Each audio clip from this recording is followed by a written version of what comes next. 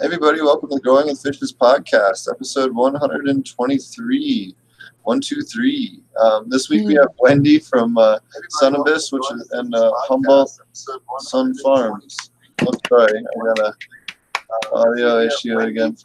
I'm trying to live stream. Hold on. All right. So I was trying to get the Weed TV stream working, and I forgot that the audio was on that machine, so I apologize. Trying to get too many things going at once here. It's the problem when you're trying to stream multiple places at once. We also have Roger. How y'all doing this evening? Good, how are you? We got Josh from Dutch Blooms. Hello. Rolling a joint. And we have Wendy from Humboldt Sun Farms. Hi there. How's it going? Welcome, Wendy. So Wendy does a whole bunch of awesome things. She has a really, really cool, sustainable, regenerative farm up in Humboldt. She also helps a lot with Josh and the Regenerative Conference, and she has all different kinds of stuff. So she's going to come on tonight and drop a bunch of knowledge with us. So thanks a lot for joining us. Yeah, thanks for having me. So why don't you tell everybody a little bit about your farm? Yeah, basically, we have a small farm on the banks of the South Fork of the Eel, the East Branch of the South Fork of the Eel River. So we're in southern Humboldt County, and we basically have, it's a cannabis farm for the most part. We're moving this year rapidly towards expanding that into all kinds of other different crops as well. We've been really tied down by water restrictions in our area. So our county basically has said that you can't do any improvements or any infrastructure, and they'll give you absolutely zero permits to do anything until you acquire your actual cannabis permit. So since we'd applied for that 3 years ago, we basically were really stuck with a very small amount of water. So we have a whole permaculture design for like the entire 8-acre flat that has just been stagnant for like years. So super excited this year. We're actually going to be able to get it rolling. I have my pride and joy right now are my loofah gourd sponge plants. They're so awesome. So they've been really fun. They're in gallon pots now in a little warm indoor environment, and they're getting huge. There's my daughter. Hi, baby. We're a family farm. And I'm just really excited to be moving forward and getting trees and animal husbandry and actually like turning the farm into the farm that I've been envisioning for years now. So it's going to be awesome. What animals are you interested in putting up there? I want to have pigs, and I want to have chickens, and then I really want to have goats just because they're kind of fun and awesome. Thank you, baby. And okay, and it's ridiculous, but I really want pygmy goats for no more reason than I just really want them. And then I also have dreams of having horses out there to do horseback riding. It's 160 acres. And a lot of it is pretty heavily forested and steep. So horses would be awesome to be able to just get around to all the more inaccessible areas and just be able to, wander the property more. So why don't you tell us a little bit more about your style of farming? Because you do a lot of things differently than a lot of other people. Yeah. So I've gotten really into the natural farming methodologies. I was blessed enough to be in Boise, Idaho last July and studied for 5 days under Chris Trump. And actually Josh was there too. And it was such a phenomenal class. I mean, it was really, I'd been watching Chris's YouTube videos for a long time before that, but the nuances of actually being hands-on with the natural farming, there's so many things that you miss in those videos that, if you don't do it right, it doesn't work. And you're like, okay, well, what could I possibly have done wrong with the rice to not have a good IMO collection? And it really is a simple matter of like, you have to cook it the right way. It has to be improperly cooked the proper way. So once you nail that, it's like, oh, okay, I got it. But so how do you improperly cook it the right way? Basically, what you want it to be like is So if you imagine a pasta noodle, so like you're cooking spaghetti, okay? And you know how when you take it out of the water too soon and you break it and it's still like, it's not hard. It's not exactly hard in the middle, but it's hard-ish and it's a different color and it's, it's not moist at all. That's how you want your rice to be. And you really want it to be the Calrose rice. Other types of rice can work, but Calrose, it has to do with the fat and protein content of that particular style of rice. So I was trying and failing miserably over and over and over again. And finally reached out to Chris Trump through email or through maybe Instagram. And I was just like, what am I doing wrong? Like, help. And he's like, well, what kind of rice? And I said, well, I tried basmati and I've tried jasmine rice. And he's like, no, go get the cheap rice. Go get the Calrose cheap rice. I think you could also just say that if the way I looked at it with the rice was that there's a way that you don't want the grain to split. When it splits, that's when it gets sticky. You want it to maintain it's still a pot of rice or a piece of rice. Right. Not split. When it splits, it starts to stick together. So the whole point is to undercook it just enough that it doesn't stick together, that you can kind of... Well, you want it to stick together to a certain extent too. Like it's a really fine balance. And it really took me being there, being hands-on and like digging my hands into the, like, this is how it should be cooked. I'm like, okay, I get it. So yeah, the natural farming has been awesome. I love it. I've actually been doing, a bunch of experiments this year. So the loofahs were actually one of the experiments. I tried doing a seed soak solution. I did cannabis and I did our loofahs as well.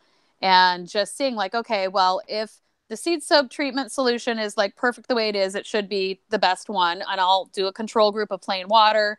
And then I had fulvic acid. So I was like, I just felt like I should add fulvic acid because Americans always think we can improve on a perfect system, apparently. Yeah, I am not innocent of that, apparently. And I was really surprised. The SES, so the seed soak treatment, and the fulvic acid had the worst germination rate, and they're growing the slowest. Worse than the water, which I was absolutely flabbergasted. I was like, what? This is crazy. So, for me, the way that I do my farming and always have done it is you always hear about the best new, hottest thing that people are using. And everyone I knew always would go out and buy gallons and gallons of, the 500-gallon dark matter or the whatever heavy gravity stuff that you're pouring on your weed and it's supposed to be the bomb. And every time at the end of season, people be like, oh, it was so great. Everybody should do it. And I was like, well, where was your control group? Maybe it was just a really awesome year. Nobody would ever do control groups. So it really always kind of super irritated me because there was no way to prove that what you were using was actually making any difference. So for me, I've always done it that way, where I'm like, if I'm going to try something new, I'm going to make sure I have a control group that shows that the thing that I'm using is actually doing what I think it's doing. I have something that is proof positive that do it this way, not that way. So, with Korean natural farming or natural farming, it's the same thing where I'm just like, okay, I'm really, really impressed that it is just a perfect, complete system the way that it is. And it's really, really economical, which is really nice. The amounts you use are like 1 to 500 and 1 to 1,000 ratios. So it's next to nothing. I mean, it's shocking. You do the thing, you're putting like 3 drops in a little cup and you're like, there's no way this is going to make a difference. And yet there it is, as you're watching things grow. And like the loofahs are a perfect example. They were growing faster. They had better germination. 2.5 inches on average taller than the water treatment, which was the next best. So it was cool. It's been really fun. It's been a great little winter of, playing around with inputs and seeing what you can do. Did you get a chance to dig into why that was with Chris or with anybody, like what the humic acid was doing that was a problem? It was fulvic acid, not humic. Oh, the fulvic, excuse me. Yep. It was fulvic, not humic, but no, I haven't. Chris just asked me, he's like, oh, well, why did you do that? And I was like, well, I used fulvic acid last year as a seed soak treatment just with water. And I thought that, and I saw great results with it. So I thought, more would be better. But we didn't. Yeah, right. Of course, that was good. We should put more stuff in there. No, but we didn't really figure out. I mean, he didn't have any ideas as to why that it would be, and I actually don't either. My initial thought process is that it probably unbalanced it somehow, because the natural farming has this very fine balance. You know, you're adding brown rice vinegar for a pH balancing, and you know, it's working with the microbes that's gentle enough it's not killing anything, and it's, you know, it's all just this wonderful little system of sustainability in and of itself. And I think that I basically, you know, it's like I threw a cat into the mouse cage and just went, it's going to be better. Cool. So Roger had a question before the show. Do you want to ask her again on air? Oh, well, we were talking about, we kind of just touched on, actually, Wendy didn't identify that she was talking about IMO1 when you do your rice, you know, undercook your rice, so you can collect your fungi on your rice in your little cedar box out in the woods, surrounded by a little metal. You know, well, first of all, do you find the need just as well that you need to use that metal fencing around it of some sort to keep varmints out? It sounds logical to me because I got a lot of varmints around here. Yeah, I actually did that first, and I could not. I had real problems getting a good IMO collection, and even when I moved to the Calrose rice, and even when I think that I had it pretty close, I actually don't like the metal cage at all. So my boxes are being, I have to finish rebuilding it. I took it apart.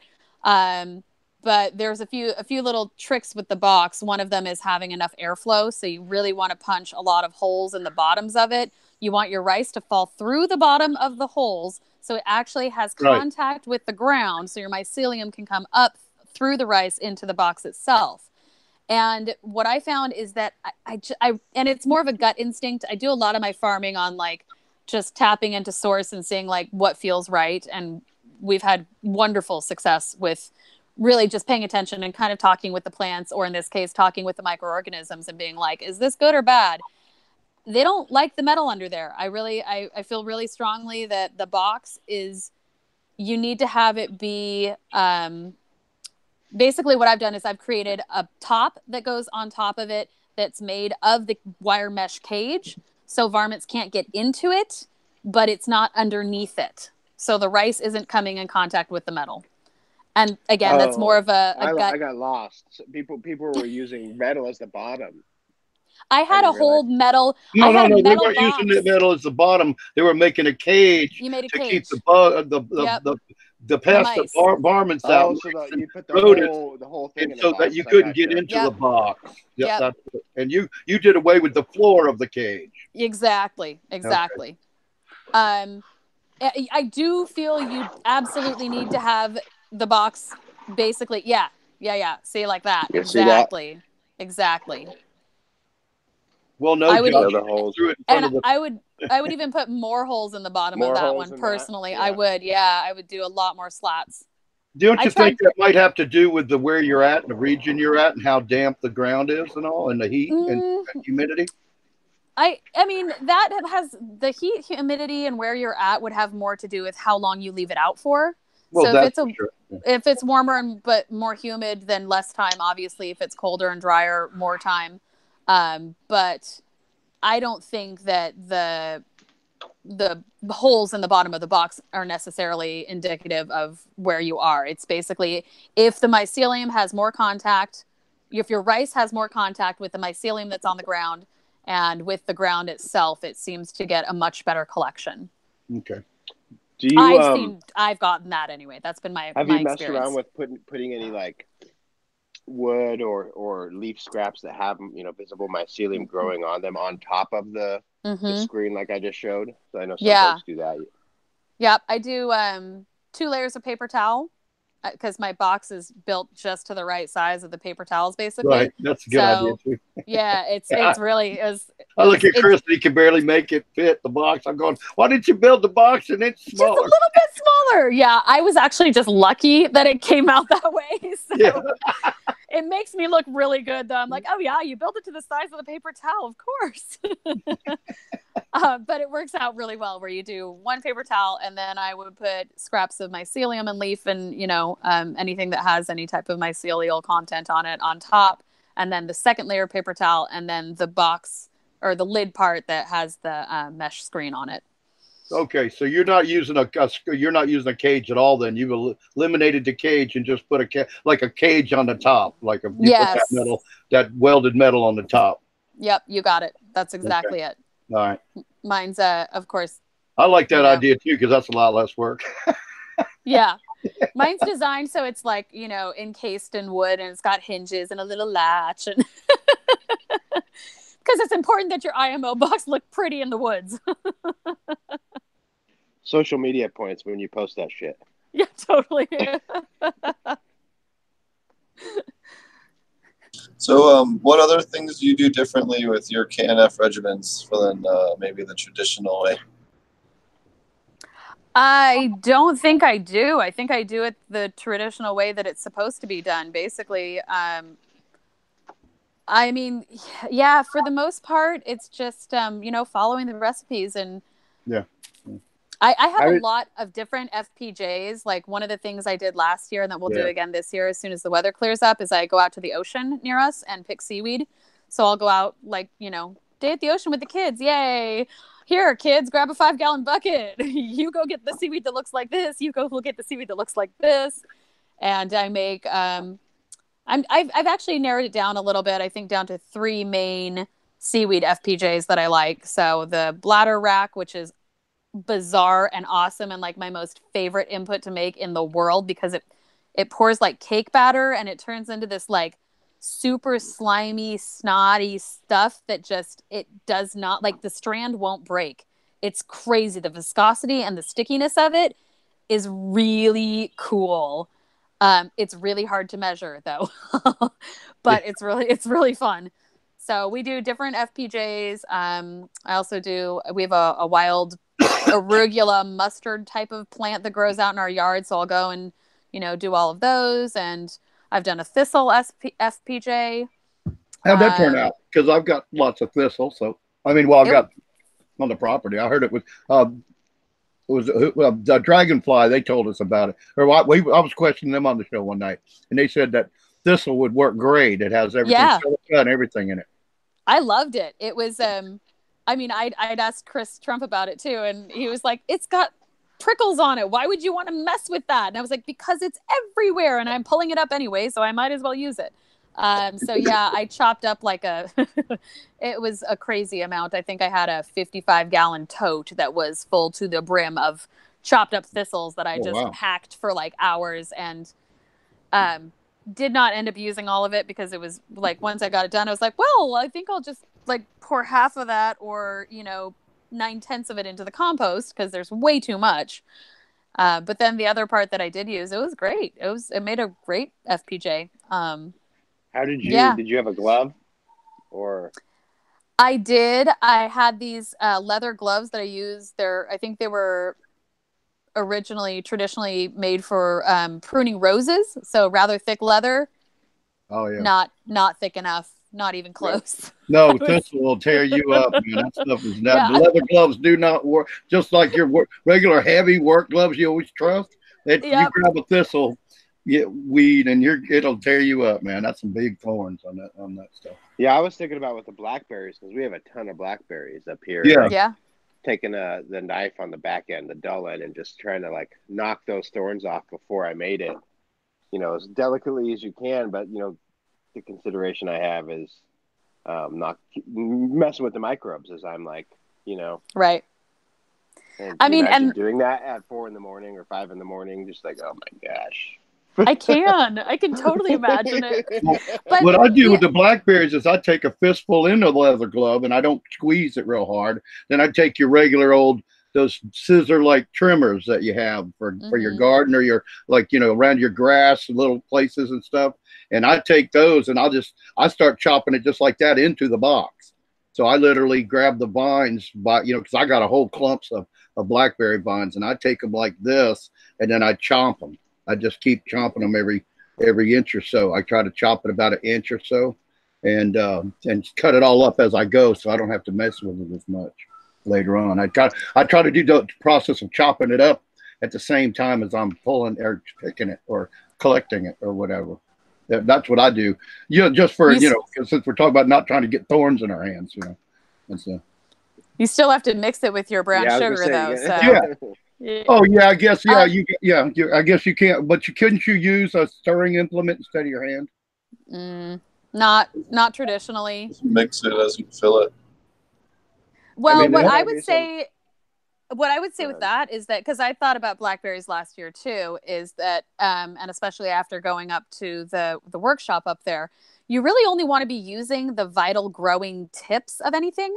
So I don't know if you guys have the same blackberries as we do, but the growing tips in early spring of the blackberry bushes actually have really soft thorns. The thorns aren't hardened yet. So I wouldn't take anything beyond that, where as soon as their thorns get soft, take that and above, but anything below where they're still stiff, I would leave. I wouldn't FPJ it. I wouldn't take that part. Okay, because I was told before to use the entire plant, to everything. Yeah, there's a lot of conflicting information out there when it comes to natural farming. So like the thistles was the first FPJ I ever did, and I just watched the video, or I don't think I did watch Chris's video, but he uses banana flour, which is did me no good. Yeah, that was cool. Yeah. He used banana, which is the tip. It's the tip of the, right. It's the growing tip of the plant. But for me, I didn't understand. So I also had Master Cho's book. So I went to that, and it says to use the roots and just shake the soil off, but don't rinse it. So my thistles were really dirt. Like there was dirt and there were roots and they were big. And I mean, it was basically it was kind of a mess. And after going up to the class and really getting more into why you want FPJ, what is it good for? It's not just the microbes that are growing on it, but it's also all those vital growth hormones that are in the growing tips of the plants. That's also what we're harvesting.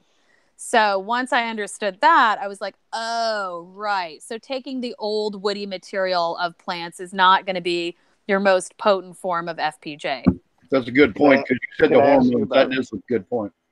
I was going to ask you about that kind of, I've heard of people doing different FPJs in quotes, like with things like mangoes, here in the States, or bananas, things that aren't growing naturally here. So that, obviously I was in the class, and the way to make a proper, natural farming FPJ is you get up early in the morning before the sun has come up, and you harvest the plant then. So you're harvesting at its peak microbial state.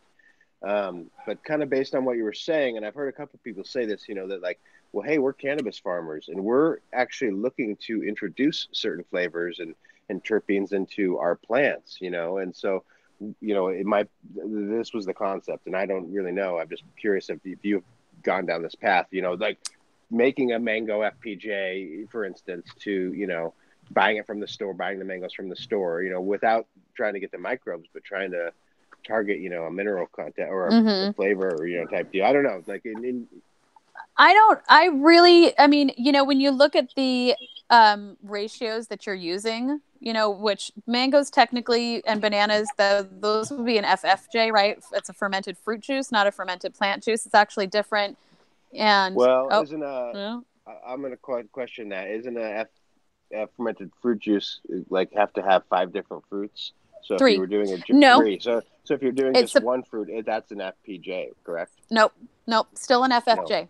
No. Okay. The ideal FFJ is 3 fruits, 3 different fruits. So ideally it's fruits that you're not, going out and buying mangoes to make an FFJ is really silly, and it goes against the core ideology of natural farming, which is using what you have on your farm to create your inputs to sustain your farm. So if you're going to go out and spend, $5-6 a pound for mangoes to make something that you're going to pour on your plants,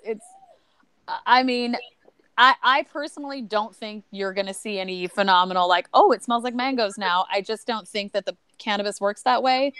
It'd be fun to try and see. I actually, before I took any classes, when I was just watching online, I made a ton of banana FFJ, and I didn't really know what I was doing. It was store-bought, and it was I was not impressed with that input at all. Ended up making a really good syrup for pancakes, though. We have a panelist named BrayneGro who goes to school a lot, so we don't get to see him on the show all the time. But he used blueberries and pumpkin last year, and he claims he did get a taste profile from the blueberry. Using the blueberries with the cannabis. He did. He said that right on the show one night. So I don't know either. I'm just saying, just to give you an idea. We have one friend that does claim that he did get to supplement the taste by using blueberries. But again, did he have a control group that he didn't use it on? Well, how do you know it's not just the genetics of the plant itself? I'm not sure about that because we didn't get into that question. We'll ask him when he comes on. Yeah, so well, in Jamaica. So I spent some time up in the bush down in Westmoreland, and they do something that's like a hybrid of labs and FFJ. So they do like sweet sop skins and mango skins and sour sop skins or jungle sop skins or whatever's in season at the time, and mix that all together and put that with milk, and they put that into a barrel and ferment it for 3 to 5 weeks depending on the time of year and the temperature. And they were basing it all on temperature on the length, and they were using that as a filter, and that definitely had some unique. Definitely, when you could taste the difference between the stuff they had put that on and the stuff they hadn't put that on, which would made. Now I don't know if my theory is that it had more to do with just making the expression of terpenes change based on the different nutrients, not so much that it's taking the mango flavor and putting the mango flavor into it. It's just that there's different sugars or different precursors of terpenes or other things that are broken down by the microbes they're amino acids mainly that can be used uptaken by the root system and then recombined. My children are attacking me. But really quick, I do want to just dovetail on that real quick, Steve, because I totally agree with you that terpenes are they're such a plastic molecule. Okay. If you walk through a cannabis garden in the morning, it smells totally different than it smells in the evening. And once it's cut and dried, it takes on a whole nother smell. Thank you, baby. So I really think that it does have more to do with the plasticity of the terpenes being influenced by other flavonoids that are there, but not necessarily like there's an interaction. I'm sure. How much it is, I would question. I believe there's a study, actually, Steve. Do you know the study I'm talking about? And I can't quote it right off, but I'll bring it back to the next show we have, or I'll bring it up later. But I think there's a study that has been started that proves that there is something to growing plants like strawberries, right? That's the story of the strawberry cough and what's this dude. Mm-hmm. The story of strawberry. Are you gonna say the story of strawberry kush, or you want me to? You go for it, yeah. Sure. So as the legend goes, and nobody knows if this is true or not, but this is the story. According to Kyle Cushman, he grew a sativa strain, I believe it was, in a field of strawberries for 9 years, I believe it was, and then it finally started to uptake the flavor profile from the strawberries, and that's led. And he's not the only person that's had a similar story to this, and there's definitely some credence, and there's some research going on right now on whether or not cannabis, and if you look at the diversity of terpenes that cannabis has compared to any other plant, makes a lot of sense as to how it got that cannabis can actually acquire or gene expression that can either produce similar terpenes or straight up copy or gain genetics via a microbe or a fungi or direct contact. No, they don't understand the mechanism, but they definitely, there's some science now that suggests that they can acquire terpenes from nearby plants. It makes sense. From one reason or another. Yeah, it does make sense when you talk about genetic expression and even just, our own ability as humans to actually, epigenetics goes into it hardcore, into how you can actually change your own gene expression. You can turn certain things on and off. You can turn off genes for cancer. You can turn on genes for cancer. And it has a lot to do with the power of our own mind more than anything else. And so when we're talking about the genetics in cannabis, I mean, I don't know. I'm starting to go to a real heavy spiritual side on this, where there is a super strong connection between the farmer and the plant. And the more and more I do this, the more I see it and the more I believe in it. Because, for example, we on our farm generally tend to prefer very earthy strains and very fruity strains. Girls, I need you to go, please. Thank you, girls. Love you.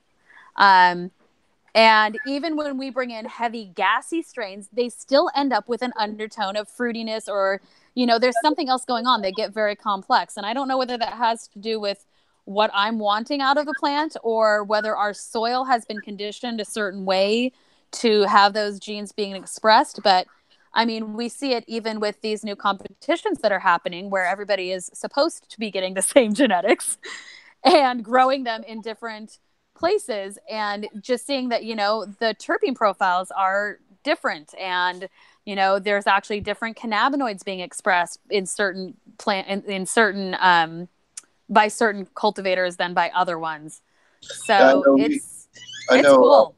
I know we did when I did a couple of side-by-sides when I worked at aquaponic source, we did aquaponic nutrients in one system with dual root zone and organic supplementation. And then we did or hydroponics with GH, and then we did pure blend soil mix for the start to finish on the soil.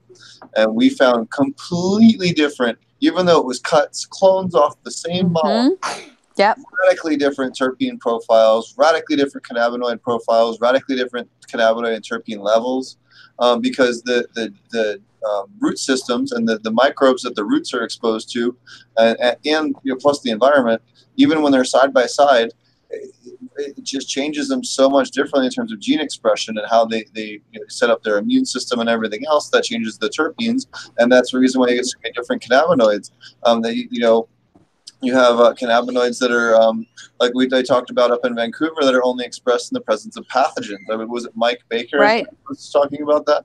So that was a whole other kind of rabbit hole that no one's even thought about, intentionally introducing a pathogen for the purpose of production of a cannabinoid. But that's because terpenes are a phenol plus a terpene. So if you change either one of those ratios or anything else, you can end up with completely new novel cannabinoids, which again explains why cannabis has so many different cannabinoids and so many different terpenes, if it can actually acquire those genes through one mechanism or another, or mimic them, depending on how they don't quite understand it yet. But that makes 100% sense as to how it ended up being that way and got to that point. Yeah, I totally agree. I actually want to, I've got all kinds of things I want to play with as the years go on, especially with this plant, because it's so incredibly complex. Like it's, it's fun to grow tomatoes and everything, but like they just don't respond the way that weed does. It's just a whole different awesome thing happening with that plant. Have you heard it stems from the book Anastasia. It's a book about this. Yes. And there's some gardening concepts that come out of this book, and two of them that in particular that kind of are pertinent to what we're talking about. One is soaking seeds in your mouth for 2 or 3 days prior to planting. So if you're looking to find, check this out. Steve and I are all, what?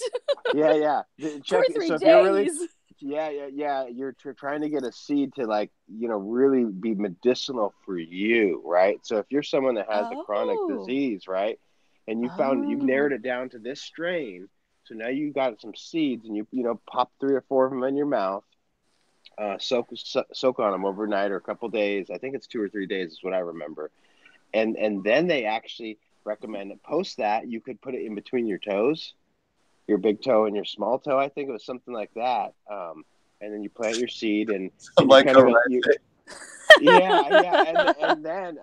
the other recommendation was to walk barefoot in your garden at least once a month or something like that.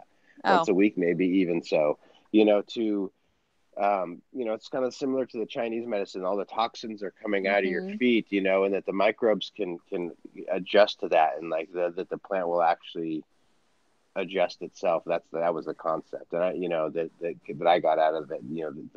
The plant would adjust to itself and become a better healing agent for you personally, based upon getting so much introduction to your microbes. Wouldn't that be similar to what Eric was talking about, where he said he did labs? They did labs over in the Orient where they didn't cover it up, and then the women come out the next day in the morning and wash their face with it. Like rinse off their face to get more bacteria and let it drain, like they'd wash it over the bowl. And so they were letting bacteria, they weren't doing as we were saying cover it. He was talking about a method where they leave it open, it like more in a big, like I would say, an easiest way to describe like a pie dish, or something like that.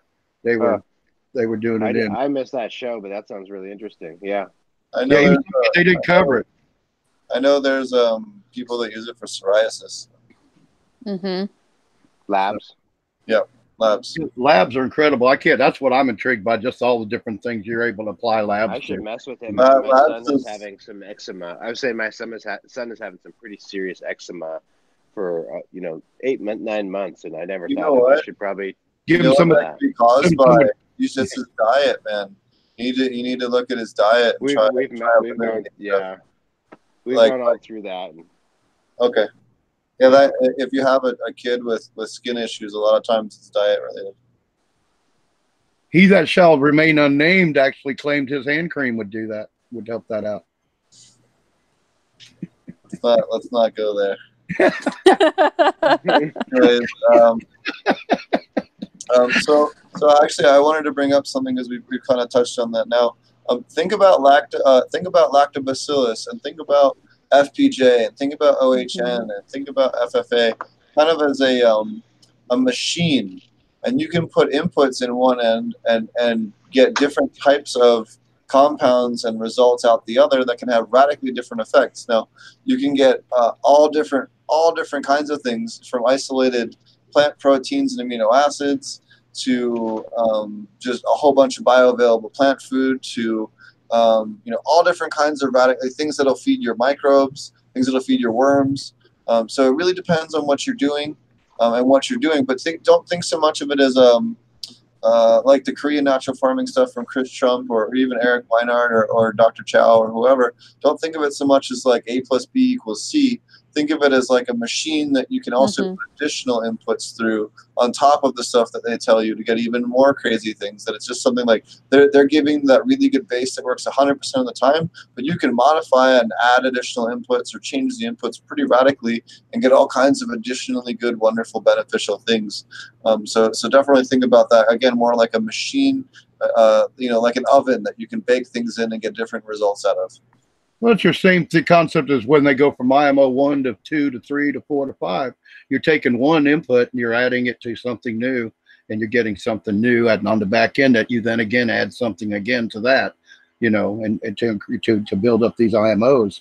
And that's similar what you said, same as you're saying, basically. Well, IMO is a little different though, because really you're not changing your microorganisms. You're just allowing them different substrates so that once you introduce them into your garden, so when you get through IMO 4, you've added it to your own soil that you're going to be introducing it to. So it's more of just an acclimating it type of situation, where I think Steve is talking more about being able to actually manipulate the recipes themselves to get different results. So like we don't have FAA yet because it takes, 6 months to a year to get your fish amino acid. So since I don't have that, we use a really high-end fish hydrolysate, which is as close as I can get to the FAA by going and having to unfortunately buy something. Well, there's a question I have for, all right, go on if you got something to add. Well, I was just going to say, and there's certain things like, it really helps to get a good mentor that you really trust that's been doing this for a long time, because Chris Trump's amazing. I think he's phenomenal and he's been really supportive. So when I'm like, hey, I'm going to do this, he's like, go for it, collect your data, see what happens. It's probably not going to be what you expect. And, like I said, I added fulvic acid and went, okay, dang. So, but it's awesome to have that data, but just making sure that you do. I mean, if you're going to mess with it, I would just recommend do one as is, do one with your, with what you want to add to it, and be like, hey, I feel like I want to throw in some whatever product it is that I've always loved and, see what happens. And then try one that's just plain water so that you really have a good scientific base of, or a scientific experiment with limited variables. Okay. Yeah. I was going to say that's a lot of, why people can't cook good food, because they'll get the recipes from the best chefs in the world and they'll improvise upon that recipe. And you're like, the dude said get creme, whatever, and you're like, no, creme fraiche. You wanted to say creme fraiche. Yeah, I'm gonna get creme fraiche. I'm gonna get sour cream. It's good, or whatever the fuck. I'm gonna put cream cheese in there. Yeah. Oh well, all right. Back, but now I got one question that we got past that we were talking about before the show, but I'll get back to that after this question. Was why? I'm just curious, because you said your FAA, in your opinion, takes 6 to 12 months, where Chris teaches it takes weeks, 6 or down to 3. You could possibly use it. And then, like maybe cover it back up with a little brown sugar if you use too much. But it takes 6 months. So just out of curiosity, why would yours take? Is it because of your colder environment, or why would yours take 12 months as opposed to 6? Well, Chris actually says that you can use it at 3. It's not ideal. Right. It's okay to use it at 6. It's really best if you can wait 6 months to a year. Oh, I never heard it. I missed that part. Okay, I thought he said 6 months it's ready, and and you can. Yeah, store well, what you want is all of the fish stuff that was there to be completely liquefied. Yeah. Right. So if you open it up and there's still bits of fish flesh, then it's not done. Okay, yeah, I agree. Okay, there you go. Right, that's the answer I was looking for. If there's still, I was gonna say I started some in the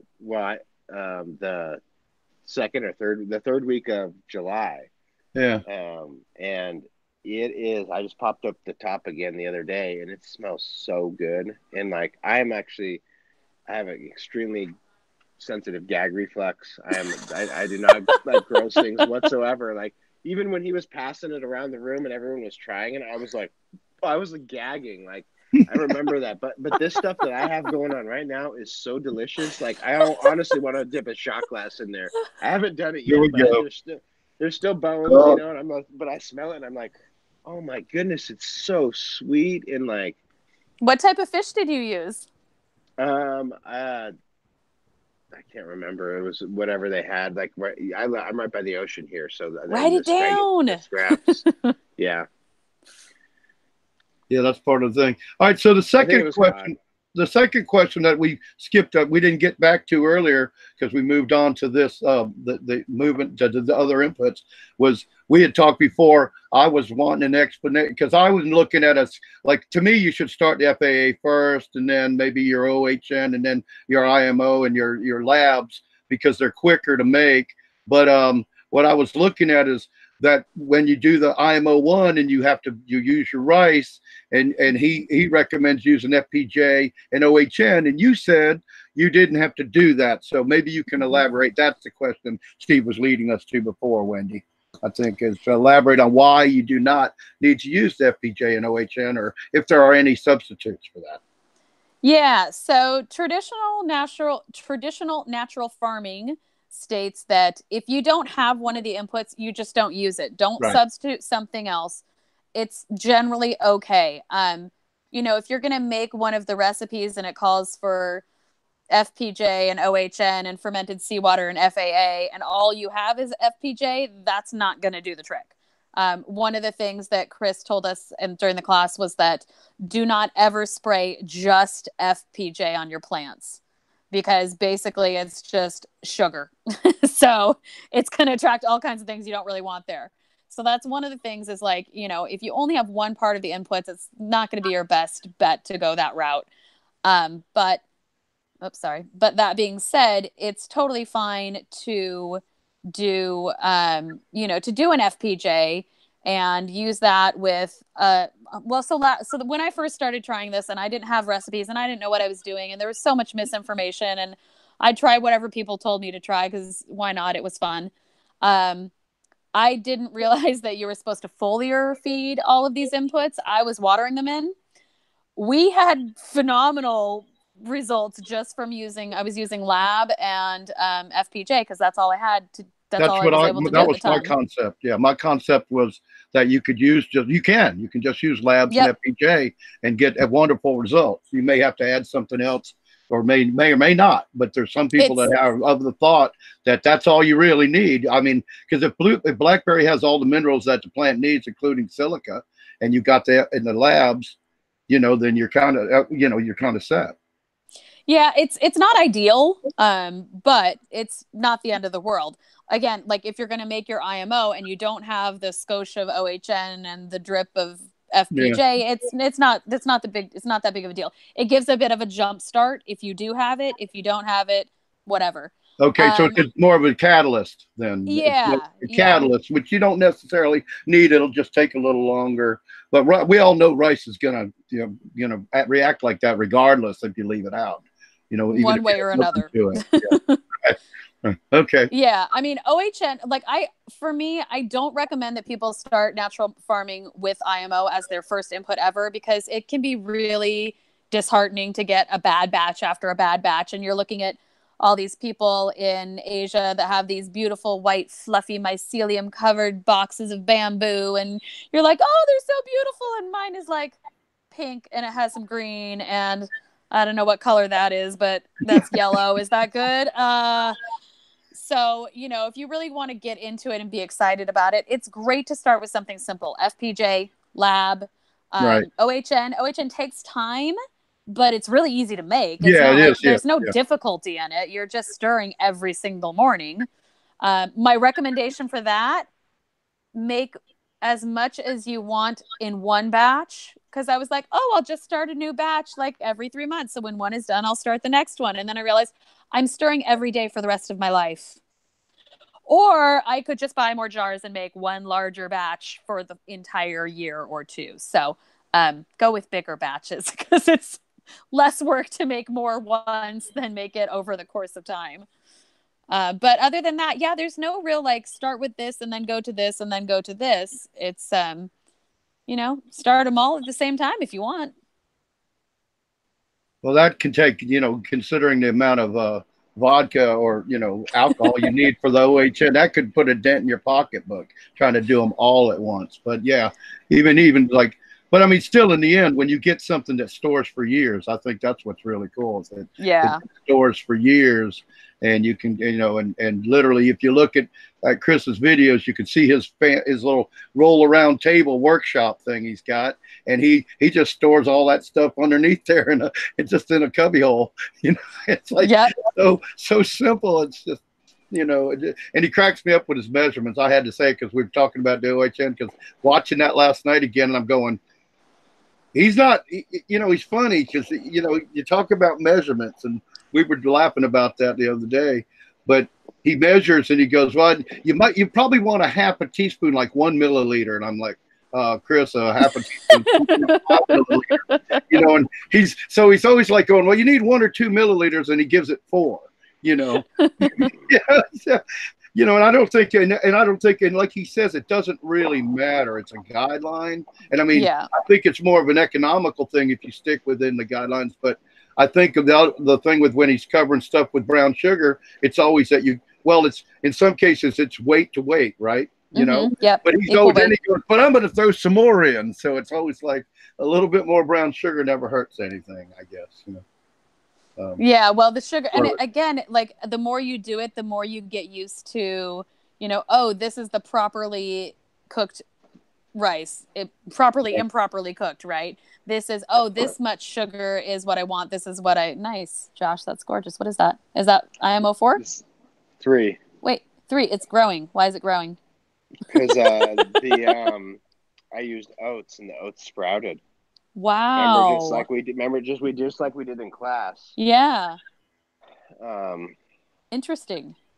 Yeah, I talked about it earlier, but and I talked with Chris about it. It got off to a real slow start. Mm-hmm. And I didn't get up to 120. I only got up to like 95. Yep. And I called it a failure. This was before the Vancouver conference. And then I came home and it had totally taken off. and it sits at 55 now. We'll see where it goes to. Huh. But yeah, it smells so good. It smells beautiful, like just like the IMO2. I'll bring some to Redway, and you can smell and taste it. Yeah. It's some of the most delicious stuff, honestly. Like I love eating it. I eat it often. The IMO2 anyways, and this stuff I just smelt it and it was like, whoa, so delicious. Cool. So I'm really happy with this so far. I haven't scoped it yet, and I haven't applied it to any plants yet. So I plan to go IMO4 with it, nice. using my native soil here. Yep. Cool. I'm excited. Cool. What did Chris say about the sprouting? No big deal, or he liked it? He liked it, right? Yeah. But yeah, if you think about it, it's a great place for Mycelium to colonize. You know. Yeah, so. Well, that's what I was actually thinking. I was like, actually, I bet would make a killer seed sprouting solution too, which is not natural farming, but it's natural farming, just not that style. But what I'm doing is actually making a big proper. I bought 20 pounds of shitty compost. That hadn't been fully composted, and so I was showing earlier before we got live. I'll flip over to it. I got this big 110 gallon brewer that I'm basically aerobic stabilizing Layton's product, which is a combination of compost and fish waste and worm castings. And so I'll apply that. I'm going to apply that to this shitty compost that I bought, and inoculate it with these, beneficial, the full kingdom, and then give it a month or so, and then I will inject with the IMO4 that I make from this. So I'll kind of have the whole deal going, and then from there, from there I can take that pile, and that pile will be where I pull from to make my own compost tea. It'll be my master, inoculation. And this is the small bubbler, Interestingly enough, this guy is the stabilizer. Oh, cool. The big boy. God, nice. This big boy does that. That's the regenerative. Oh, that's what you're using, that pump we were talking about the other night? Yeah, so this one's for the other one. So that. Oh, okay. This tank is going to be for brewing with that pump. Right. This tank is for stabilizing with that pump. This pump. Right. Okay. That's the pump you couldn't believe that was the low output or whatever it was. That's what I thought. But it's bubbling. It does a good job, and it's a linear pump, so they're meant to run continuously with no problems. Yeah, that's awesome. So where these pumps are like Porsches kind of type thing, where they're just like, man, they can run really hard, and they do, but they're hot, and you gotta take those. It's also into consideration. It's also better to put those inside if you can build a wooden box and you get a cheap furnace filter, and you put on the ends of the box, you may size it for those cheap furnace filters that you can replace regularly, pretty coarse ones, and you slip those in, and then you put that in where for your pump is. You'll get an extra 1 to 2 years out of those. Oh, nice. Filters. And it costs you, maybe once every 6 months. I got lost. He's saying to filter out. Aren't you saying to filter out all the outside dust by putting exactly for that blower? What you do is you build a little wooden box and you size it to the. Is this what you mean? For the whole blower, around the entire blower, and then you on either end of the box, you size it so that you can put in those cheap replaceable furnace heaters filters. You get a home filter like $12, $10, and this way you get way more. First off, you get cleaner air when you actually do put it on your plants. You also help prevent pollen accidentally from your blowers. Not that you have it with a thing like that, but if you're using the blowers for air exchange, which I use, depending on what you're doing. And it just helps get because that pump's not getting dirty and not pushing as much stuff and not getting silt into those bearings and dust into those bearings to grind them down over time. You end up getting an extra 1 to 2 years out of your blowers, and those things aren't super cheap. So, a cheap way to get a lot more length out of your blowers. I'm glad you said that, dude, because like you could take this to the next level, and I already am in my head, and so in this spot, I'm gonna put this tank in a stationary spot. It's not going to move, and I'm actually planning to put that regenerative blower outside the building and build a little house for it. Yeah. It'll be totally a house because the roof will be considerably bigger than the box that it will be in, so that the snow and everything kind of stays away, and so there's room for every, so I don't have to mess with this thing, all year round, right? And then I didn't think about doing the filters like that. I was gonna do like a screen, like a what you'd use for like a window. But I like the idea of doing the furnace filters a lot better. So that's great. I'll do that on 4 sides. Yeah, you can buy those real cheap too. Like Steve said, they're even cheaper than $7 or $10. I can get those for just and they'll block pollen, which is the important part. Yeah, that's awesome. Nice, dude. Hell yeah. So originally I learned that trick when I worked in the pet trade. So when we worked in when I used to work in pet stores, we would build those boxes around the blowers because we use massive blowers for all the undergravel filters in the freshwater rooms. So we would end up, this way we wouldn't have a centralized system, so we wouldn't spread disease, at least in the nicer stores. We put those filters on it, and especially with all the dander you get from the dogs and the cats and the parrots and just lots of foot traffic and everything, you get lots of dust in there. So it would really extend the lives of those blowers. And if any kind of greenhouse setting, you're going to give you real dusty and everything else. Oh yeah. But in the case of cannabis, you get trichome resin. Actually, I got a funny story on that. So I was working back in Philadelphia. This was before I moved west. And I used to have a projector. I actually still have them upstairs. But I used to use the projector as my main TV screen for my computer. And the bulb exploded, and it was under warranty.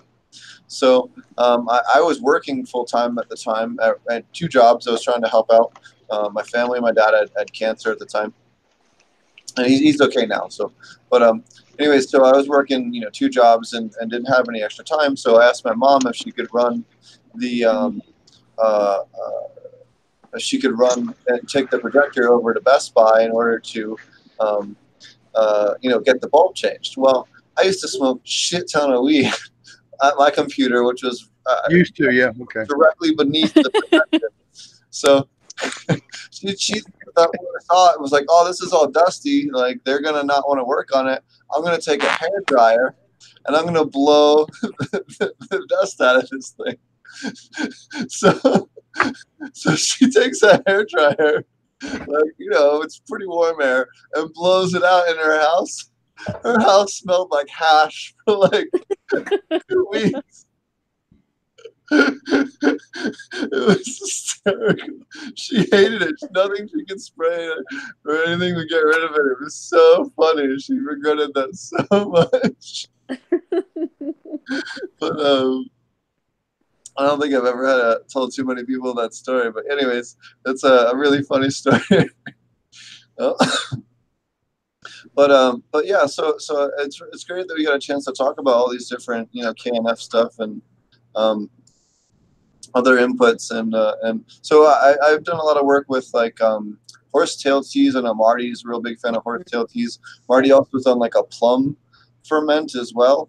Have you done anything? What local stuff are you using in your area for your ferments as far as plant materials or for your FFJs?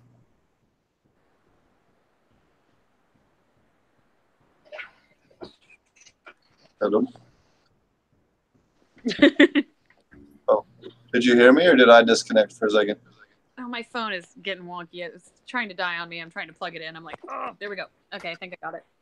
Oh, no worries. What do I? Well, so I have used, like I said, I do our seaweed out from the ocean. So we've done that.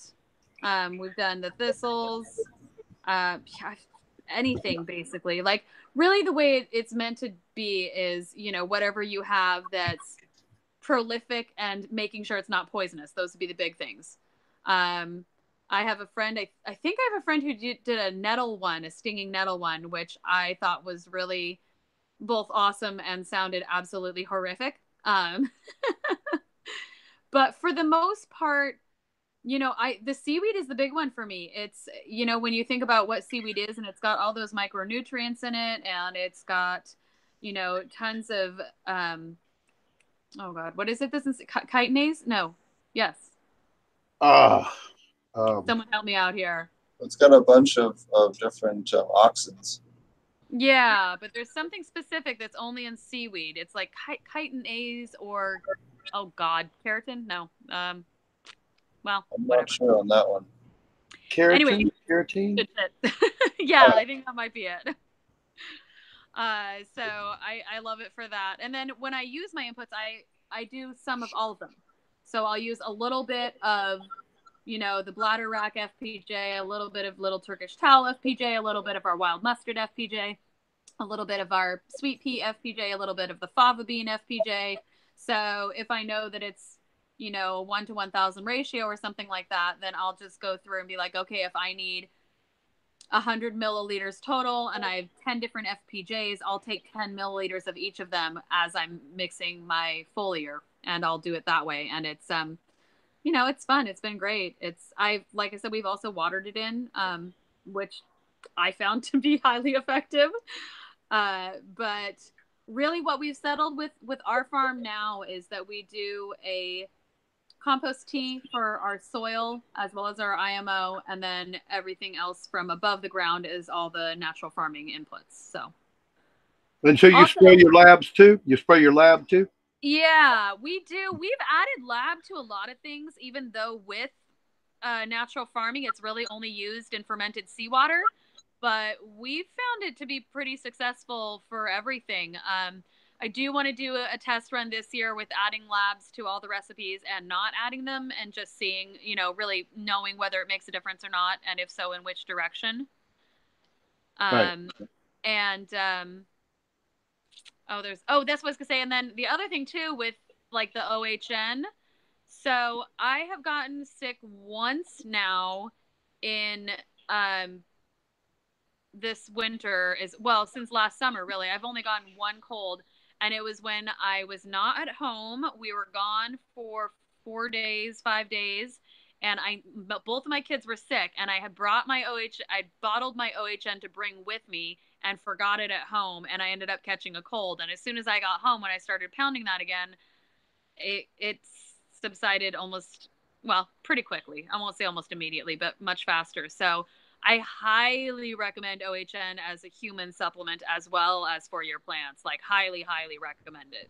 So what herbs do you recommend for your OHN? So it's Angelica. So each one is fermented by themselves and then tinctured by themselves. So you end up with 6 bottles at the end. You have 2 of Angelica, 1 of licorice, 1 of cinnamon, 1 of garlic, and 1 of ginger. Ginger, yeah. And the Angelica is the big one that there's a lot of, I'll almost say controversy over, because most of the information out there just says Angelica. But if you look at Angelica, there's like a million kinds of Angelica. So I had originally gone with some, so Chris Trump will tell you, like, just get the cheapest one you can get. But when you look into a little bit further, it's actually Angelica Sinet. I can't pronounce things sometimes. I can spell it. Yeah, it's the one. That one, and then there's one other one that starts with a G that are the 2 that are recommended for OHN. I didn't use those. I used Angelica Archangel, I think. And it's great. It's working out just fine. It's not that big of a deal. It's probably not quite as high of quality as it could be if I had used a different type of Angelica. But I have absolutely 0 complaints, and it was extremely cheap. So I actually replaced the licorice in mine with osha root, because I found it's a stronger antiviral. And I ended up I go out to Colorado at least once or twice a year, And I used to teach foraging classes on the Front Range, so I know where there's about 8 different groves of OSHA, and 2 of them have a creek that cuts through them. So I'll go and pick stuff that's falling into the creek Nice. itself, and it's totally ethically harvested. I know it takes a long time to grow, so I know I'm not worried about taking anything if I'm harvesting it. Something that's going to die anyway. And the other one I added was yarrow root and burdock root and what do they call it? Dandelion root. So those are the ones that I added to the OHN, at least the mix that I'm working on. Yeah, and I'd say that, as long as you have, specifically with OHN, as long as you have your end goal in game in mind, your end goal in mind, I think it's fine to play with it, but just, throwing something in because you want to without really knowing why you're doing it isn't really, it's like breeding with cannabis. Are you breeding or are you pollen chucking? Do you have an end goal in mind? Do you have something you're working towards, or you're just like, woo? Because I like that expression. Pollinating, woo! Yeah, Josh does a lot of woo. No, I'm just picking on. No. I do so many woos, you have no idea how many woos I do a day. Yeah. You gotta add a little woo to your day. So what else do you do that's a little more unique on your farm as far as sustainable or regenerative practices? We've worked really hard at closing all of our loops. So instead of bringing anything off farm, we've been trying to do everything on farm or from our home property and bring it on farm that way. And I mean, it's honestly, it's kind of just as simple as that. I did order Angelica seeds this year, so I'm hopefully going to start growing our own, which of course won't be ready for like 3 years. Yeah, I mean, my main goal is to actually get this to be like, when the zombie apocalypse happens. Yeah, there you go. That's me. I can blow the bridge and we're fine. We got nothing to worry about. There's the toilet paper tree over there, and the toothbrushes are the licorice root that's growing on the oak tree. I'm glad to hear somebody else to bring it to that. Kind of like I bring that up a lot. When the lights go out, I'm going to be ready to grow food. Yeah, I love it because you feel seeds. That's definitely something that I think people, we like to live in this world where we think it's just going to go on the same way forever. And, maybe it will, but maybe it won't. And if it doesn't, I don't want to be the one in the high rise that's trapped in the elevator at the end. Right. If you have if anyone else here has one too many drinks, order stuff on Amazon or whatever, always make sure it's seeds. You're never disappointed when seeds show up in the mail. I was going to ask you what strains are you guys? Do you have any specific strains you've been working with for years, or like what do you guys do? I mean, see, my problem is I'm like genetic junkie. It's like it's it's amazing, and it's also really bad because I have so many seeds. It's like frightening over the course of a couple of decades of having fun with this stuff. It's like we got some of that. I'm fixing I'm coughing, so I'm getting ready to do that. Yeah. So like last year I like the new stuff that comes out. I think it's fun to play with and see. There's some things I feel like every year there's something that gets hyped up and I grow it and I'm like, oh really, this is so disappointing. So we in the past, and I really want to get going our genetics from old school Humboldt again, and I've been talking with some really awesome breeders about some possible projects using old genetics and mixing it with like the new hot stuff to create something totally different. The thing with Humboldt County and the genetics that like my parents and I played with and grew up with was that they weren't super potent strains. So now it's kind of all about like, well, where's the 27% THC? Well, who can hit the 35%? Well, who can get close to 40? I don't know. I think things are starting to shift back in terms of people are finally starting to appreciate terpene profile. Yep. I agree. And people are starting to appreciate the balance. So like a lot of ours have more CBD than is normal. And a lot of that too comes from the fact that I have a very low tolerance for THC. So I like growing weed that I can still smoke without like passing out in a drooling mess on the floor in the corner.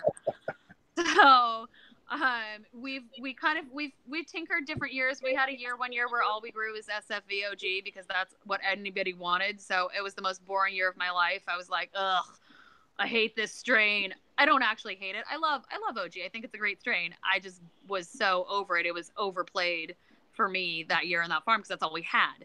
So next just be year, happy it wasn't. Be happy it wasn't Girl Scout cookies. Yep. Sourdy, Girl Scout cookies. Yeah. So this year we're basically, we've got some stuff that we're playing with from some friends and things and different nurseries. And I'm not entirely sure what we're doing for our full-term plants yet, but those are the ones that are generally doing seed strains from. We're actually going to do something totally different this year with a seed-started light dep. So our first run of our light dep, of one of them, is going to be from our skunkleberry seeds, which is a cross of, it was a Dynasty Genetics. Originally, a few years back, they sent me a freebie pack of huckleberry skunk crossed with, was it just called huckleberry skunk? It was just called huckleberry skunk, and it was Oregon huckleberry crossed with something I don't remember anymore. Skunk, maybe? Yeah.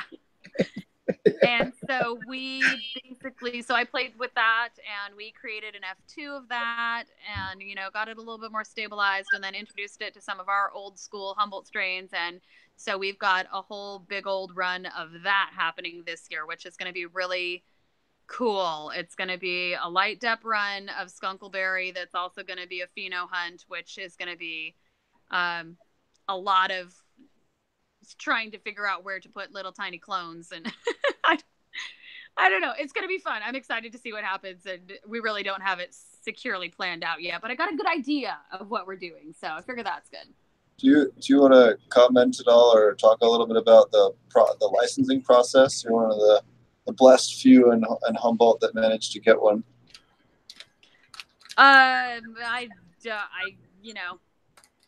It's been a really long process.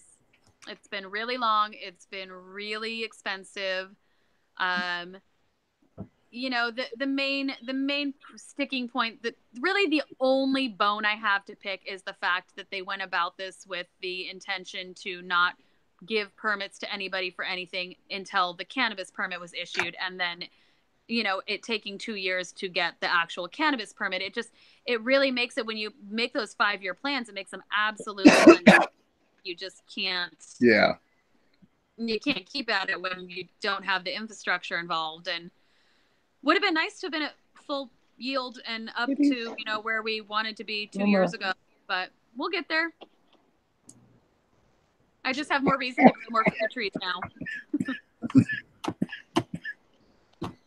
So you do a lot of work to help Josh with the conference. Do you want to talk a little bit about the what you've been up to? Yeah, basically, I don't do that much, actually. I just dragged everybody down here the first year, forced them all to come down from wherever they were coming from.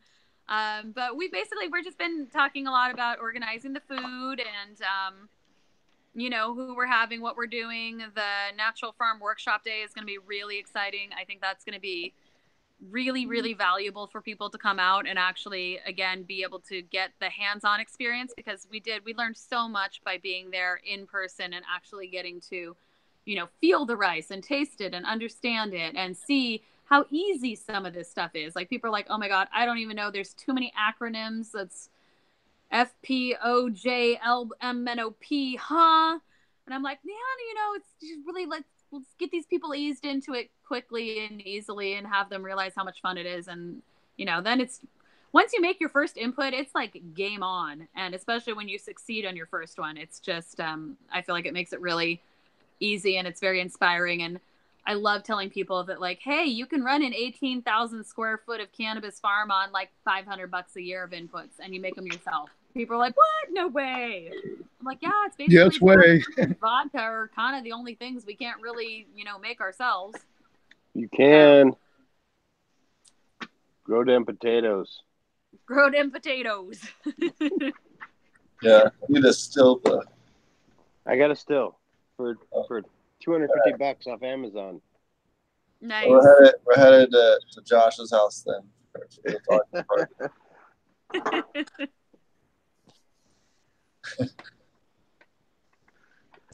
So Josh, do you want to plug or mention the conference coming up and the dates and it's around that topic? Yeah, it's Redway. Yeah, actually, Bryceland is February 22nd, 23rd, 24th. Super excited for Redway. I mean, we have a after party. Oh yeah, after party. We haven't even started to talk about the after party, but that's sponsored by the Soham Guild. I'm not sure exactly where it's at, but it's going to be down in Garberville, right? Mm-hmm. It's in Garberville, right by the Humboldt House Inn, basically, just a few doors down. Okay. It's like walking distance. I know there's a lot of people staying at Best Western. It's walking distance, right? Oh yeah, it's like cool. 5-second walk from the Best Western. Yep. So if you're coming out to the conference and you're staying there, you can walk there and not even have to worry about the cops or anything else. And it's going to be awesome too, because we're also having that be an open invitation after party. So anybody from our community that wants to come and just, if they can't afford the conference or they can't make it to the conference because they have kids or work or whatever the case may be, this will be a chance for them to interact, and for people from out of area to interact with, the people from the community too. So it's going to be good. I don't know that we have it. I know that there's going to be some food and some drinks and stuff like that, and we might. Sesh. Yeah, well, for sure. Yeah, that's that. For sure, there will be that going on. Yeah, I'm not sure what else they're planning on exactly, but there's definitely smoke and space there. Cool. I'm really excited. Yeah. So that's the next one coming up, and then the very next weekend we're going to be in Portland, Maine, and that's super exciting. I've never been there, but it's kind of closer to Layton's backyard. So it's cool to go there, and I'm just connecting with more and more folks, and in the setup process, and so I'm really excited. The whole team is kind of getting geared up for the next, I guess we start in 11 days. Is that right? Yeah, it's going to be a whirlwind of a month. Yeah. It's getting close. Boom, boom, boom. And then we have a week and a half, 2 weeks off. And then we do Ann Arbor, where we're going to be also live streaming. And so I just got off the phone this morning, Layton and I, with folks from Grow Greens, MI. And they're super cool dudes. Really cool guys. We got to talk to the owner. And we're really excited to work with those guys, and they know how to throw events, and they're giving us, they have a 24,000 square foot warehouse, and they're giving us 12,000 square feet of it to have our conference, and they're closing the doors. And very cool dudes. And they were just like asking, how can we provide and how can we help set up? And so super cool to be working with them, and excited for all these events. But and so Redway, what's up? I was gonna say, that's also an awesome opportunity. I know I've had people even from here that are like, man, I'm not gonna be here for that weekend. So having that live stream, I think, is just like such a killer opportunity for anybody who can't make it to one of the events in person to still be able to like get all of this amazing knowledge from all the speakers and everything. Yeah, and it's, we definitely have to charge for it.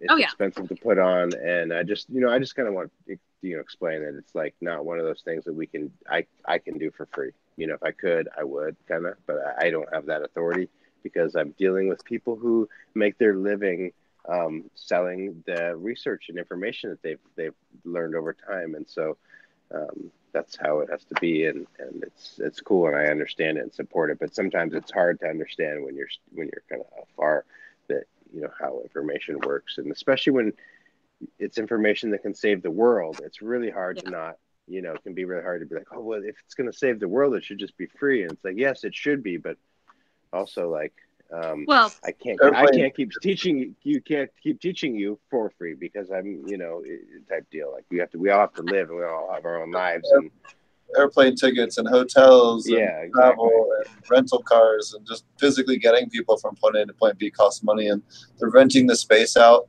I know you guys spent quite a bit up in Vancouver, and a lot of these things just take for the space, and it just takes money to put these on. So, that's the reason for the cost. Yeah, but we're fortunate to bring a lot of cool people together, and just kind of going back to Redwood. Why don't you mention the speakers, because we got a lot of really cool ones. Yeah, so Dr. Elaine Ingham, Leighton Morrison, my partner, and Kingdom Aquaponics, and Chip Osborne Organics, and obviously you, Steve, will be speaking also on Friday. On Friday night in Redway, we're going to be doing a hash session, talk about the resin with Frenchy Cannoli, which is going to be so dope. In Bryceland, it's we're at this it's the Octagon at Beginnings, and it's a school that was a preschool, not a what is it? A kindergarten, a grade school? There's a grade school. There's a preschool, and then there's a K through 6th. So. Yeah, and it was actually built by cannabis farmers, predominantly, like that donated to build the building and they built the community, honestly. And Wendy's kids go there. Did you go there, Wendy? I did not. No, I lived up on the mountain, so I went to a little community school that was like half a mile from my house, called Coyote Butte School, which only existed, I think, from the ages when I was about 4 until about 6. Actually, no, it might have gone on a little longer than that, but yeah, ours was much smaller. We had 6 children in total. Beginnings has about, let's see here, my daughter she's in 3rd grade now, so she's the 3rd, 4th grade classroom has 18 children in it. So it's, about 10 kids per class, so 60 kids, give or take, and then there's about 30 in the preschool as well. So it's a really beautiful spot, and you can just you can literally feel the history and with the plant there, and so it's cool. And on Saturday we're going to start out with Suzanne Wainwright Evans. She's going to take the whole morning with us and go deep into beneficial insects, and specifically she does identification and control methods, but she's going to go into scouting a little bit more with it. She hasn't done with us in the past, and she wanted to emphasize that she's bringing a lot different than she did last year. She's got different slides, different videos, and she's updating, and so it's gonna. I'm really excited. She's shipping in a lot of beneficial insects for us to look at. So if you have plants that have problems, please bring them in if you'd like. It's a good opportunity to have her look at them and teach about it. So it's Please put them in a plastic bag and seal it before you bring them in. Right. Yeah, don't spread your russets, please. Right. Yeah. Yes. Well, they're everywhere. The russets are bound. No. Yes. Would it be a good idea to freeze them after you collect them, but to bring them to Susan? Wouldn't it be a good idea? Oh, actually, the ideal way is to take them and put them in alcohol. There you go. Isopropyl. That's the proper way to preserve your insects for inspection. I knew I'd get it out of you. And then we're actually gonna do we're gonna have Beth Schechter from the Open Cannabis Project talk a little bit about what they're doing with Cannabis Genetics. And it's really interesting stuff. And then we kind of she's gonna be on the show on the 28th, by the way. Oh, cool. Awesome. Perfect timing. Yeah, she's really awesome. I met her in Vancouver, and she spoke briefly there. And we're also hoping to have Ben involved in that talk. We'll see how that all plays out. But and then we have lunch and flip the switch to KNF, and we're gonna have Chris Trump.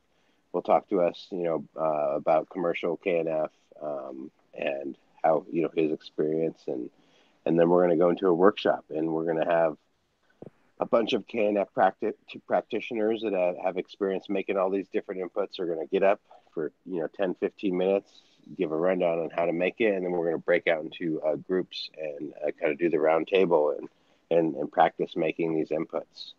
I'm pretty excited for that. We did that in Boise in our class, and I think it's a really my background in educating and outdoor education was really hitting all the educational aspects, the motor, the visual, the audio. And so I really think that when you get to do that, you kind of hit all that. You get to look at it on a screen or whatever and see someone present it, and then you get to go in and ask questions and physically put your hands on the rice and say, oh, this is the texture. Actually, I had no idea, to be honest, I haven't made rice before, or whatever so it's good stuff. And then we'll take a break and have a delicious dinner. And Saturday night, we'll have the Dem Pure Farmers Panel, Dragonfly Earth Medicine, pure certified farmers. And there is a lot in California, I'll say. So it's like, there's a lot, there's a ton, and it's really hard because you want to just invite everybody. And so there's like a ton of them on board. There's like 8 or 9 farms there will be, and there'll be partners, and so we could have a whole crew up there. But it's really exciting because just to hear how people are different folks are approaching it on their land and making it happen. And it's a really inspirational time, and it kind of seals the. Speaking of which, did Cowboy get a ticket? I'm not sure. Yeah, and and then the next day we kind of totally flipped the script into genetics, and Kevin Jodrey, Wonderland Nursery, comes. He's kind of neighboring farmer to Wendy, and he's also a nurseryman, and so he's got a pretty. We're gonna have him on the show, and we're really excited. He's got a huge experience with cannabis, and he can talk a lot about profiling cannabis and how to put it into marketable categories, and how to select for your environment, your situation. He's just a wealth of knowledge, and so he's going to talk about genetics and how to put your get your farm set up in the right categories, and then start into a breeders panel. And we have 9, 10 breeders. Then we're going to have them in different panels, 3 or 4 at a time, where they can basically be interviewed about what they do, and the uniqueness about what they're doing and what they're breeding for. So as a farmer, you can say, hey, I want to link up with that dude because I maybe vibe with him, but also he might be growing in the same region that's similar to the region that I'm at. He may be doing, in the same environment that I'm at, or he might be looking for the same cannabinoid profiles or terpene profiles or whatever. So, yeah, that's kind of the whole nutshell there.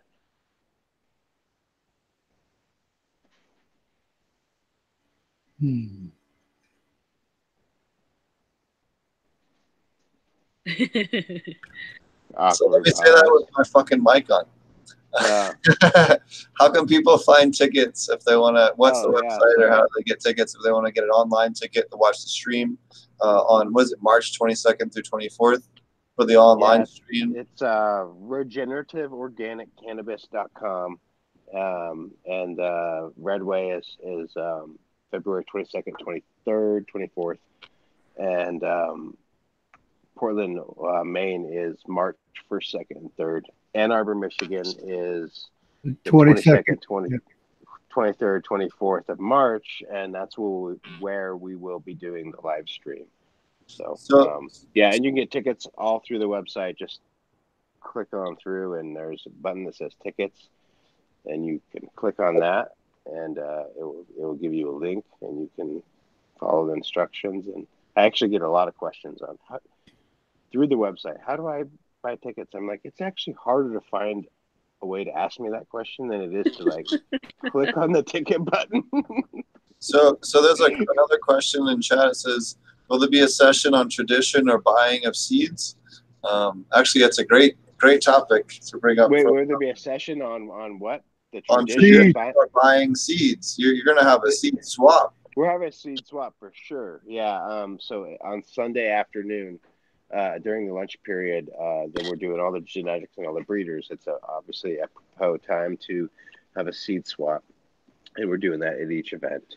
So whether you're a professional breeder or you are a seed maker or you are a pollen chucker, like it's all good. Like there's no judgment.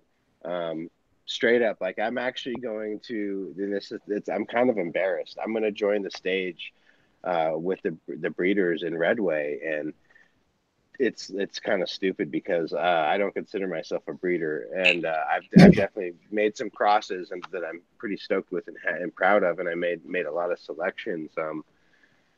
But the guys that are up on that panel are like really cool dudes, and I'm like dying to like, you know, shake hands with them and like, you know, get gear from them. And so, yeah. Well, awesome. Well, Wendy, is there anything else you wanted to mention before we'll let you go?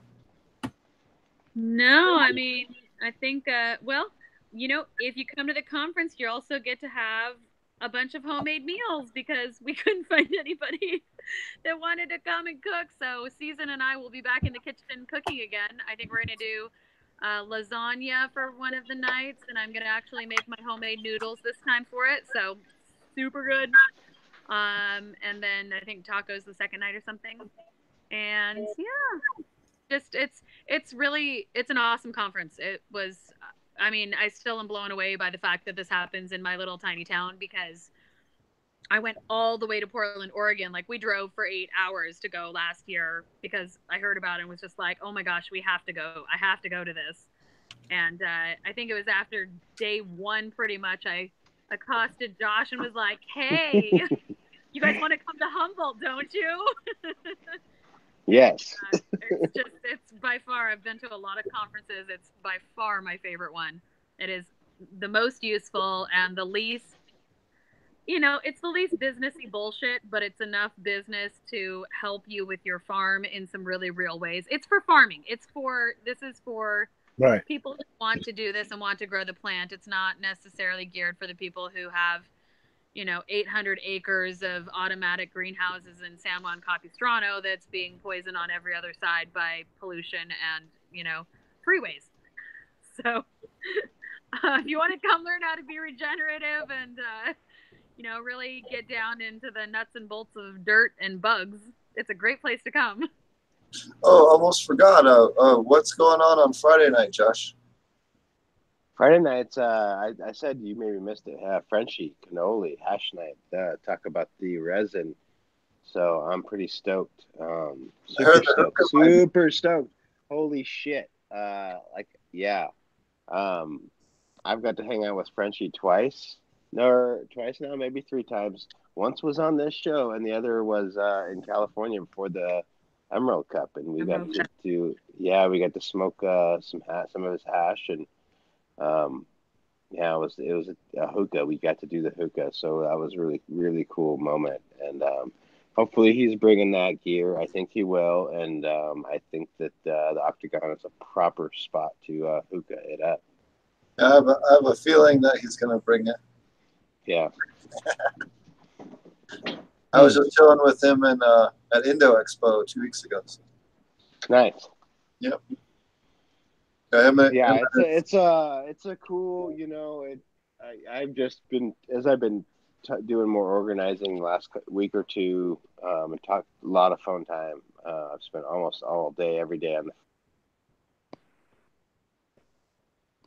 Awesome. So, alrighty. Well, Wendy, why don't you tell everybody how to find your farm and what your website is, and how to find you on Instagram? Yeah, we're website is www.cannabis.com. Sorely out of date website, but on the back burner. I like planting things more than messing around on the computer, so it doesn't take high priority. And then our Instagram is Humboldt's Full Sun Farms, which is really long. I apologize, but that is our technical business name. You can also do hashtag Sunibus. If you search for it, it'll pop up. And Facebook, I believe, is also Humboldt's Full Sun Farms. I'm not extremely active on Facebook, though. But yeah. Awesome. Well, thank you so much. Instagram is really where I have the most fun. That's where I do the most posts about, what's happening and what we're doing and what things look like. And I like doing a lot of live education on there. So, I know year before last? No, it was the year before last. We had a bunch of plants showing hermaphrodism from seed, which is fairly unusual. Well, in my experience, it's fairly unusual. And so I really got to, delve into showing people like what to look for. And I like supporting the people that, want to grow their own and have never done it. And they're like, look, I'm going to start seeds. I'm like, it's December. That's not a good time to start seeds.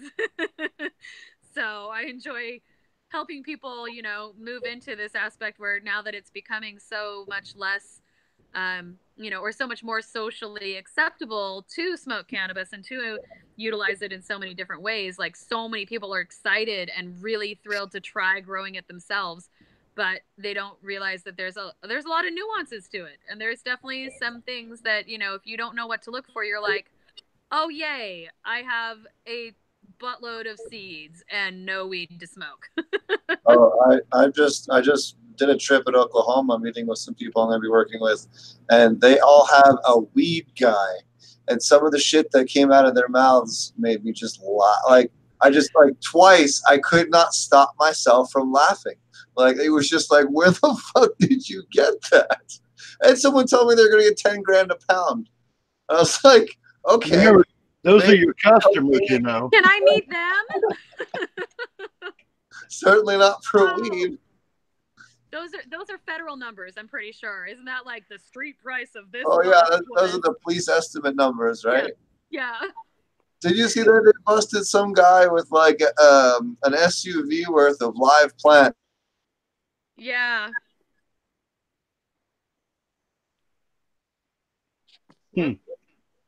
Just me and Roger left. Oh wow, they did. Steve drop? Yeah. And they said if it's not outside, then maybe I get that amount. But not even. Like, if I clone them for the next year, maybe. Like, oh, my. Remember, hey, you don't invite these people to watch your show, do you? What's that? You don't invite these new clients of yours to watch your show, do you? Oh, sometimes. Yeah. Oh, well, hey, I don't care if their weed guy's going to talk that kind of bullshit. I don't really mind. I'll call them out to their face if you're going to tell your client you're going to get 10 grand a pound. I'm gonna call your bullshit. Yeah, I get a kick out of that when people come up there, never grown before, and they want me to tell them how to grow 10,000 plants and what it's going to cost them. Oh yeah.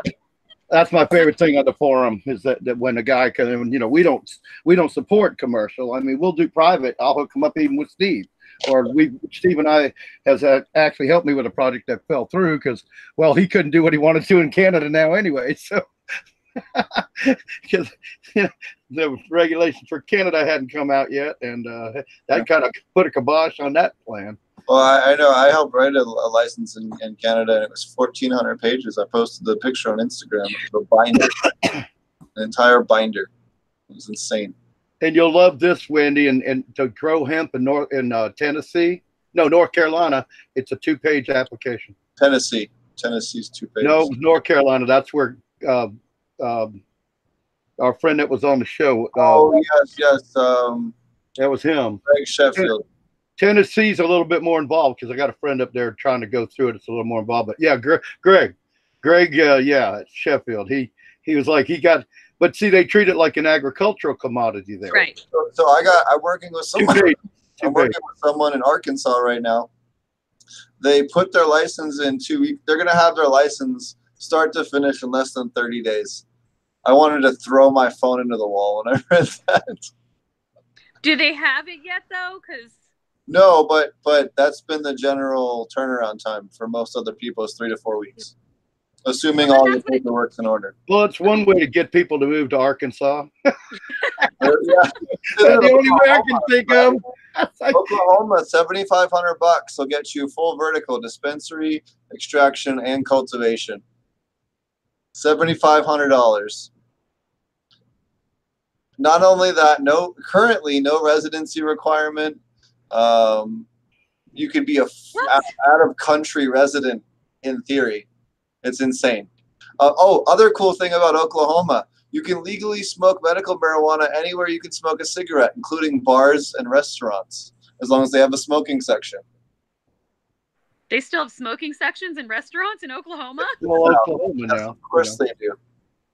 Wow. Oh, yeah, on the East Coast. I smoked a joint of Buffalo Wild Wings. At the East Coast, they've made it where you can't even have smoking, and like most of the cities. You can't smoke at all, or they have to build a special room for smokers. Yeah, the coasts are that way, but in the middle of the country, they got their section in the non-smoking section, like it used to be. But it was really funny. I got a bunch of funny looks, and then the waitress was like, "Is that legal?" And I showed her the thing, and she's like, "Okay." So she told her manager, and she's like, "All right." Like, well, no rule against it. So, anyways, it's ridiculous how much suffering went on in California with everybody, and then you got states like that legalize right away, and then hand out. Oklahoma's up to 32,000 licenses between all three categories. Wow. So, yeah, too many, obviously. Yeah, I was gonna say, what are they gonna do? The price of pounds is gonna be quite low, unless you have something that really stands out. Yeah. Yeah, it doesn't take a rocket scientist to see that the extracts are gonna be the way to go this fall.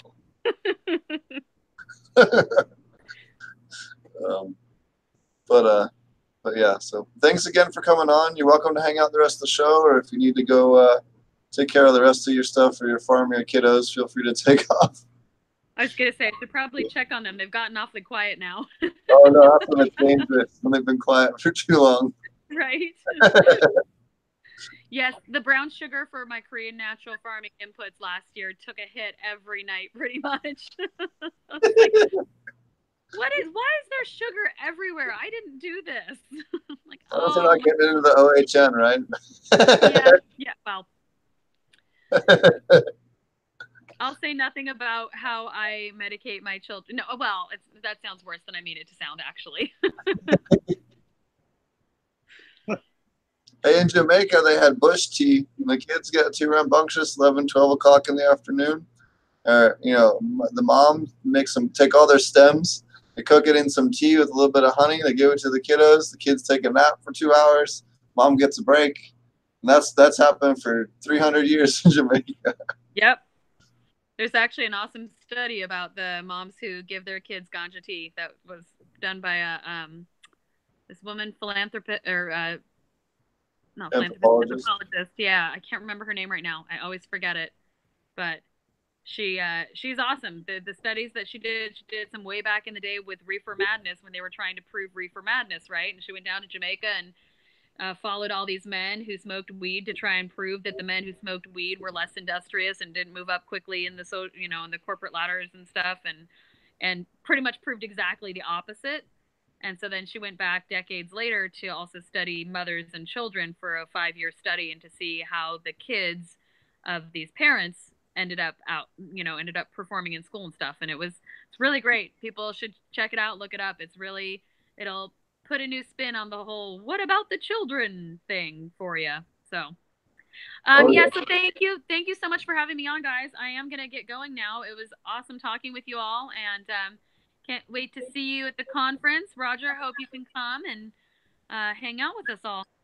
Yeah, I'm trying. I wasn't going to bring it up on the show, but you hit me. So I just checked the airlines, and we knew this was going to happen, and especially because it is closer, but it's almost I can't find a flight that gets me in the time I need to do to get a ride to Humboldt. And they're all going up $200 or $250.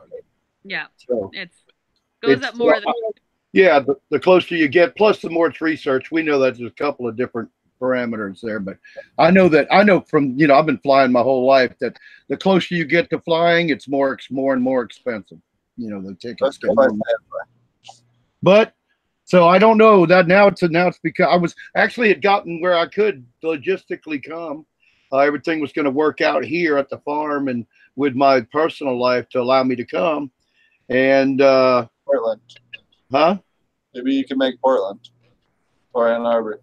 Well, no, we're definitely going to make Ann Arbor because of the fact that it's easier. I really wanted to go to Portland because I have a friend in Van Buren, Maine, which is as far up as you can get in the United States. You basically can hit a golf ball from his town into Canada across the river.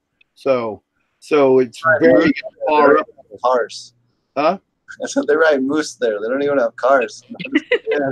They're tater eaters though. They ain't nothing but potato growers, potato eaters up there. French potato eaters. So that'd be great for Josh still. Well, thank you so much, Wendy, and I look forward to seeing you in 2 weeks, week or two, something. Yeah, half now. Well, but I'm going to try to make it. So y'all have a blast if I don't make it, and I was glad to talk to you the other night too. That was a blast. Thanks again, keep the message up. Keep the message. Thanks, guys. Have a great night. Yep. Thank you. Take care. Bye. Thank you. Bye. Super.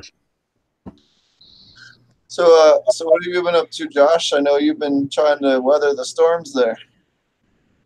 Oh yeah. Yeah, it's been a crazy week. I actually have to hop off. I got to get going, but I did have a wild windstorm this weekend, and had a bunch of greenhouse work I had to do to save my greenhouse. I bumped one of the ribs on my greenhouse this summer with an excavator, and I didn't properly fix it.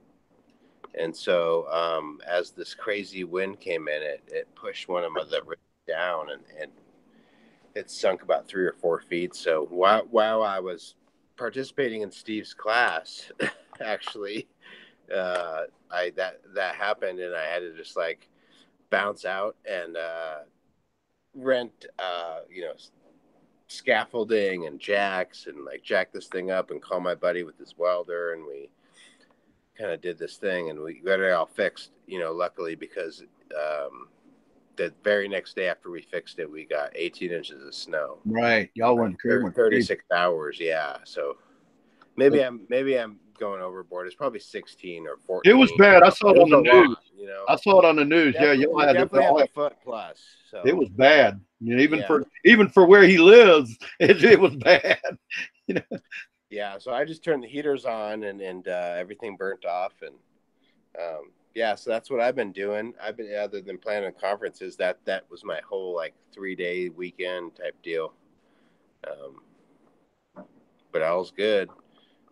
My radiant floor system works, and I'm gonna go to these conferences, and when I get back, I'm gonna start popping beans, put my mamas in there. So, are you coming out for the DGC Cup in April to Denver? No, I don't think I'm gonna be able to make that. I mean, I don't have any plans right now. When you say it, it makes me go, oh, I wish I could, but honestly, with all the traveling I've been doing, I don't think there's any way I can make that happen at this point. Sure. But for everyone wondering, it's Saturday, March 13th at what's the name of that space down in Denver? Can't remember.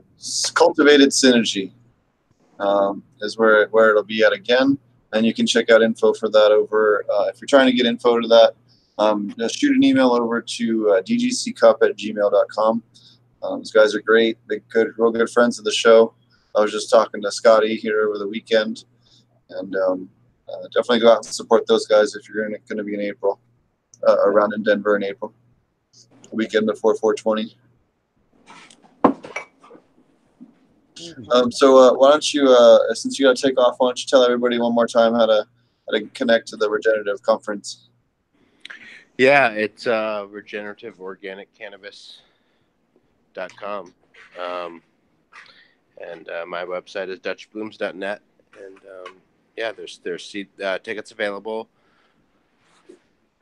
And yeah, I would just encourage folks to keep checking back on their website, because there's a lot of stuff coming down the line with what we're doing post the conferences. We're trying to get brewers in people's hands that are effective and easy to clean and cheap as possible. We're not doing it for a profit. We're doing it to get them in people's hands, and cover our costs, obviously. But people sell. I'm not dogging any companies out there, but there are brewers there for sale for 40-gallon brewers for $3,000, and we were able to make a 110-gallon brewer with the valves that come apart that you can clean for around $2,500. So stuff like that's just an example. We're just trying to do a bunch of stuff to help farmers get by. So. Cool. Yeah, that's awesome. Thanks for letting me share about it on the show. Hell yeah. Good luck with you and your weathering the storms here. Looks like you guys are in line for another big one here in a couple of days, eh? Yeah. I think I'm okay. I'm having a good time in my little brew lab while it's snowing, looking at the microscope. It's been real fun.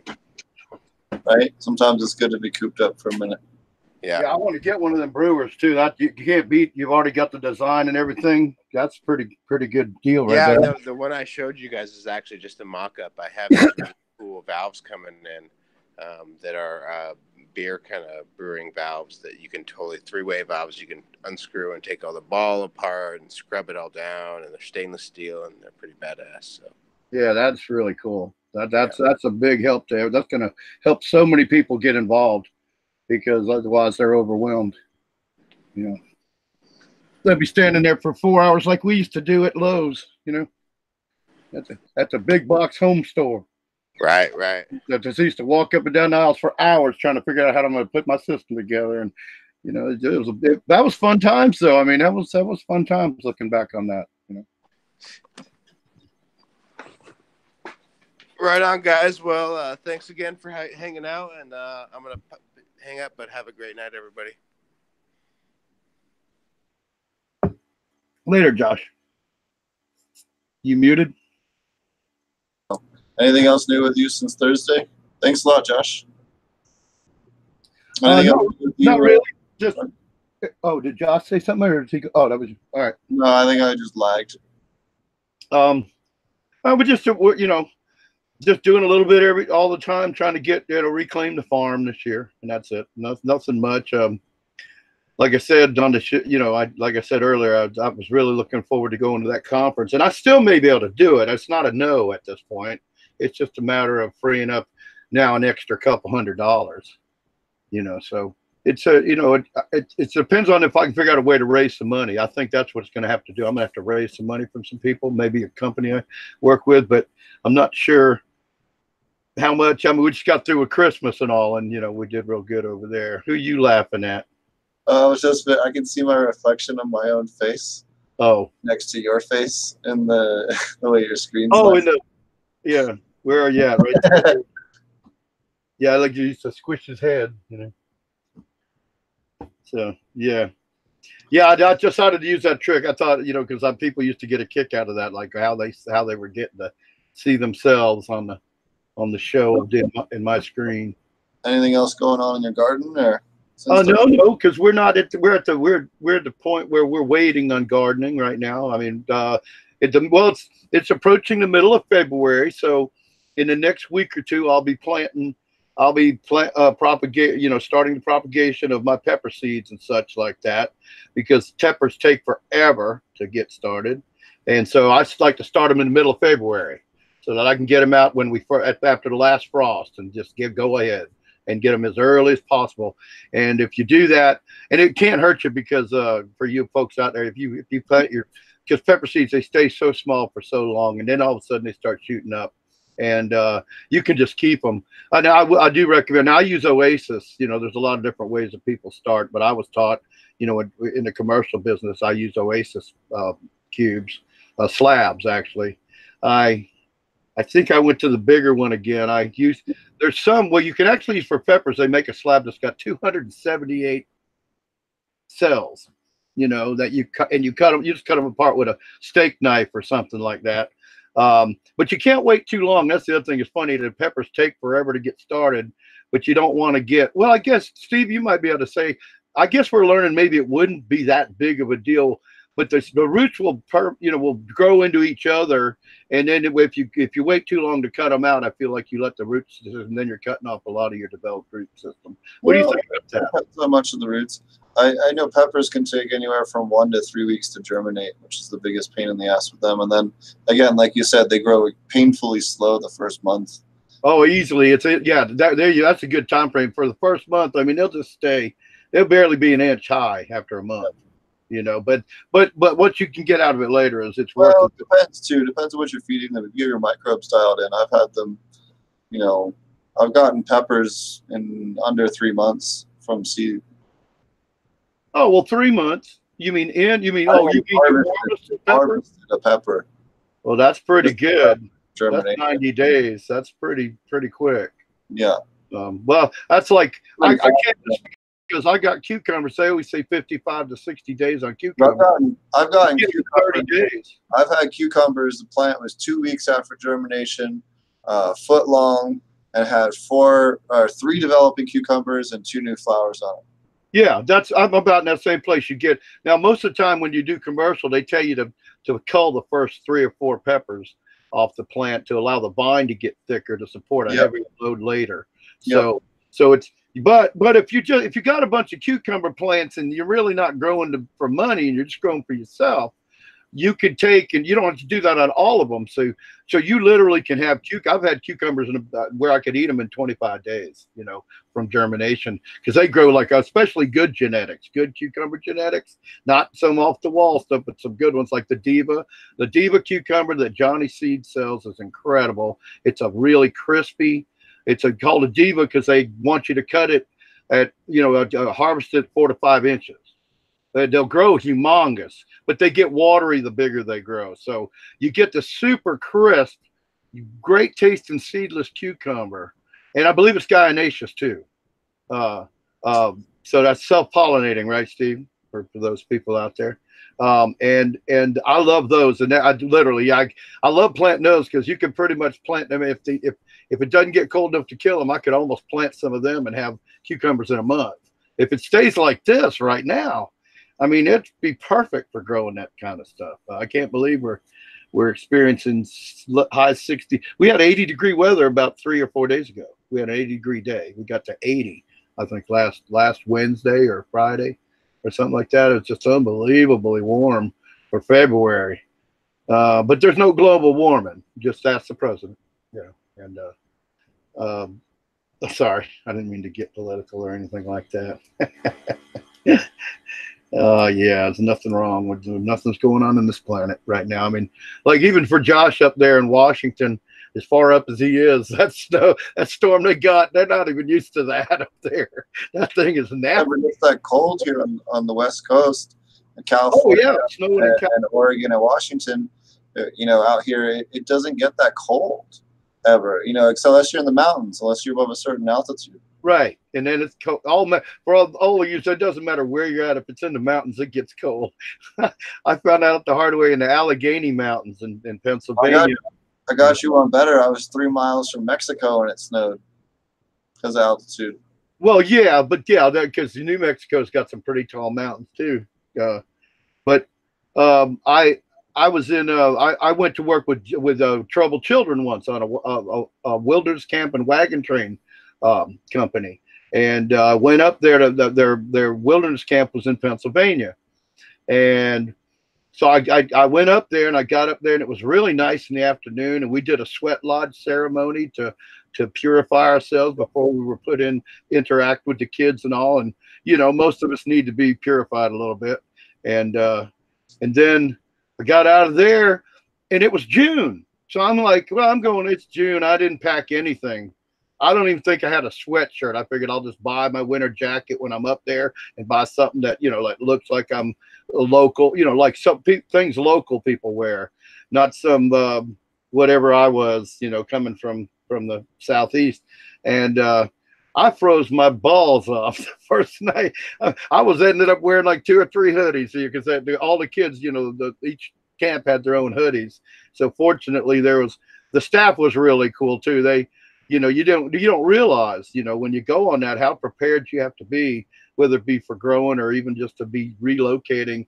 Because like I said, it was hot and beautiful in the daytime, and that night it was cold, like winter cold in the middle of June. So, you know, you never know. But yeah, it was mountainous, the Allegheny Mountains, and I fell in love with those mountains. When I woke up, I took a bus. I took a Greyhound, and when we got to that part of the trip, was at the latest part of the night, early morning, and I finally got to sleep because I have a hard time sleeping, and especially on a bus. For some reason, I don't usually sleep. And I fell asleep, and I woke up, and we were in the Allegheny Mountains. And I looked around, and I just went, "Wow, this is beautiful." And I've been to, you know, I've never been to the West Coast, but I've been to Colorado, and I've been to New Mexico through some gorgeous mountains. And, you know, I've been to Red Rock, you know, I've been to a lot, you know, Pikes Peak and what's the Santa Claus Land, right? Santa Claus Land up there near Pikes Peak. When we were a kid. Now, if you ever get to Colorado, and you get a chance, you know, in that part of the time of the year, if it's still there, and I would think it would still be there. You start, and you got kids, especially.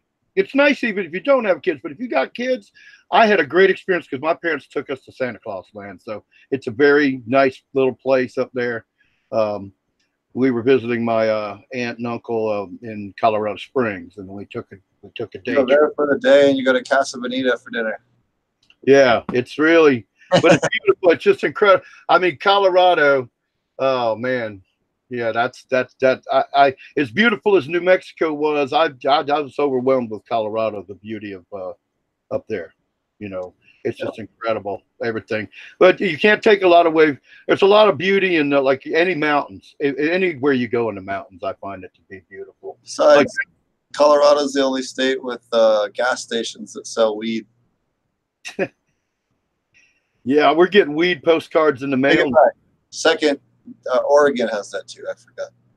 You have to think it's getting close, though, even though, you know, when you're starting to get. Speaking of which, SB 420 was introduced into Congress and is in the first committee meeting tomorrow, specifically regarding banking for cannabis. So that'll be really big. It's the first time that anything's been in committee on a federal level and had a serious backing. So that'll be really, really awesome. They need to do that too, because these people are spending millions just to be in this business, you know, and not to be able to bank your money, you know, and that not only that, if you can't bank your money, it's hard to use your credit card to buy supplies. It's worse than that. It puts people's families at risk because they have lots of cash sitting around, and it puts people's children and wives and husbands and everything else at risk. Because there's bad people out there that want to take it from them. It's like the old West out there, because in fact, most people didn't realize that. I mean, most everybody knows now what happened, but people were starting legitimate businesses and pay $250,000 to $400,000 to start a dispensary in Colorado. And then the bank says, "Oh, but we're shutting your bank account down because it's illegal federally." Yep. And we are insured federally, so since we're insured by federally, we can't have your money in a federal institution when you're breaking a federal law. So now you got these people that are raking it in, you know, and hundreds of thousands of dollars a week, and they got no place to put their money. They literally have to. In fact, I was watching one show. I think it's The Brothers You Hate too. Probably those brothers that are out there in Colorado that everybody has a kind of a hard on for.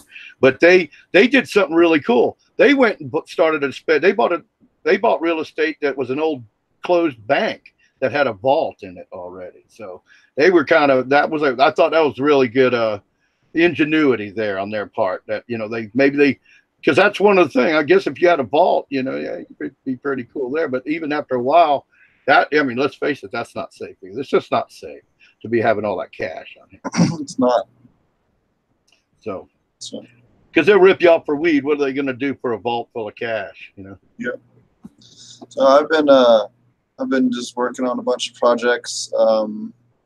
Depending on whether or not I'm allowed to film where I'm going on Thursday, I'm going to a really cool place on Thursday. I have to see if I can get permission to film or not. If not, I'll probably be able to talk about it. At least a portion of the trip I'll be able to talk about. I know part of it I won't be able to talk about at all, but we'll see how that goes. Let's see what else is going on. Just getting ready for the conferences. Getting ready for traveling like a maniac for 2.5 weeks again. And just that, working on some projects for a couple of different clients. And nothing exciting right now. I'm trying to think. At some point in the next month or so, me and Scotty, I think there's a hemp aquaponic farm a couple hours, about 2.5, 3 hours away. I'm gonna go visit, so that'll be fun. We'll have some cool footage from there. That's coming up, and then we'll have some really cool footage when we go out to California. Aside from the conference, Josh and I will be visiting some really cool places in between then in Portland. We'll have some footage from the castle. We'll have some footage from a couple of other cool places in Humboldt in the Bay Area that we're going to be going to visit. I'll be hanging out with Frenchie, driving up with him, so we'll have some cool footage from there. Try to steal a little car interview with him while we're driving up. Yeah, I don't know. We'll have a bunch of cool stuff coming on. The next 2 months, I think we're going to have a lot of cool footage. Just looking at the guests coming up here, I think we're going to have to reschedule Bubble Man to a little bit back a couple weeks, unfortunately, because of scheduling. But everything else on the schedule right now, if you go to Potent Ponics, is accurate if you're looking to see who's coming up guest-wise. I know on Thursday we have the gentleman. I want to make sure I get the name of this company right. But they're an algae-based company, and they make a plant food that's algae-based. And I thought it'd be really cool to bring them on the show. Another project I want to do, algae, because I believe I can grow the crap out of algae here. Yeah. Yep. Yeah. I believe that. I believe that's a real good something, because you don't even have to work at it. Really, you just have to build something to contain it and then get it and harvest it. So yeah, I want to see what that's about. I can't wait for them, because that's going to help me decide whether to go ahead and invest in that this year or not. Yeah, 1 second. I don't know why I'm having an issue here trying to pull this up. All right, so we have the guys coming on from. Oh, it's not showing now. Anyways, we have the algae company coming on Thursday, and then we have a whole bunch of other really great guests coming on. I don't know why all of a sudden they're not showing up in my feed. Oh, here we go. Sorry, this is taking forever to load. So we have Ben from Marfil, which is the algae company. And then we have Alpenglow Farms will be on following Monday, a week from today. And then Tuesday. Yep. And then tentatively, if I can make it to Humboldt in time, we'll have Bubble Man on. And I think we're going to try and reschedule him back a couple of weeks just because of the flights and logistics and trying to get from SF to the airport and everything. It's going to be a little crazy. So, and then we'll also have, so after that, we have Beth from the Open Cannabis Project. Then we'll have the rescheduling of Kevin Jodry, who was able to join us last week. Then we'll have Jesse from Green Source Gardens. Then we'll have Dinesh from Optic Foliar, and then we'll have ZBD Farms. And that's everything through March right now. So we'll probably have one more in March between Jesse and Dinesh. So Dinesh is coming back on. That's cool. That was a real good job. We'll also have Pure Pressure. They're going to be coming back on the show. Other people that we're trying to get booked up for April. Ed Rosenthal will be joining us again, hopefully with a better microphone this time since we had issues last time. We have Wade Laughter from the guy who invented Harlequin will be joining us. A whole bunch of DemPure farmers will be joining us in the next few months. So we have a whole bunch of really great guests lined up and a lot of great content. That's kind of the reason why we switched to doing two shows a week from doing the one. I probably can't do any more than 2 shows a week with my own schedule, especially with my schedule getting crazier and crazier as grow season comes on. And all these permits are being issued in the middle of the country now. My travel schedule is pretty insane. So I think we're going to stick to the Tuesday, Thursday, and I appreciate everyone's support. I appreciate it. We've come a long way. This week we also hit, yesterday we hit 4,000 members on the Aquaponic Cannabis Growers Group on Facebook. Thanks to everybody for their many years of support over there. And it's really awesome to see this community grow from me and Marty just trying to put out a podcast series to dispel the myth that you can't grow cannabis and aquaponics to the incredible show and all the amazing things that it's turned into. Josh and Leighton meeting on the show, and now they're doing their Regenerative conference, and so many other random things and wonderful things in the cannabis community have spawned out of this show, and never would have realized that. So starting this off, so I'm going to thank everyone for another year of support. I know we're coming up on the anniversary of the 3-year anniversary of the Growing with Fishes podcast here in a couple weeks. So I wanted to just say thank you to everyone for that, and we'll do a little special on that when we get a little closer. Okay. All right. So thanks everyone for joining us, and we'll catch you guys again next week. Appreciate it. Please go check out sunabis.com. Big shout out to her. Go check out regenerativeorganiccannabis.com. Thanks to Josh. Roger, why don't you tell everybody how to find you? You can find me at Roger Latewood at Instagram, or you can find me at ilovegrowingmarijuana.com, where we're always helping new growers to grow successfully. In a positive community that doesn't put up with personal attacks or negativity. Right. No Facebook drama there. Nope. Yeah, just like our Facebook group. No bullshit. We had to ban 2 people in the last week.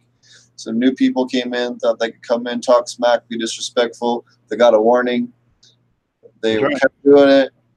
They got kicked. So you will get a warning. Hey, if you just like to mouth off or you didn't realize what the rules were, I ain't got a problem with that. We all like to mouth off now and then. Don't get me wrong. But you got to be respectful and no personal attacks, and then we're good. So we've attempted, and I'm saying Steve and Marty and all of us, we've attempted to provide a safe and friendly learning environment. And that's what some people don't understand. Oh, it's a cannabis forum. No, it's not. It's a learning environment. And when if you can't get your head around there, there's 999,000 other crappy cannabis sites out there that you can go cuss out everybody every day, and they can cuss you out. You get a big old, act like a bunch of children because you're not standing in front of each other and getting punched in the face. Oh, did I go off on a rant there for a minute? Woo! It's fine. There's plenty of super toxic aquaponic groups. Yeah, or on the show. At all that are talking. Yeah, they're just terrible, or they're cliquish. It's like you get this one clique of people, and they're the only cool people that can tell anybody how to grow. The only ones that know.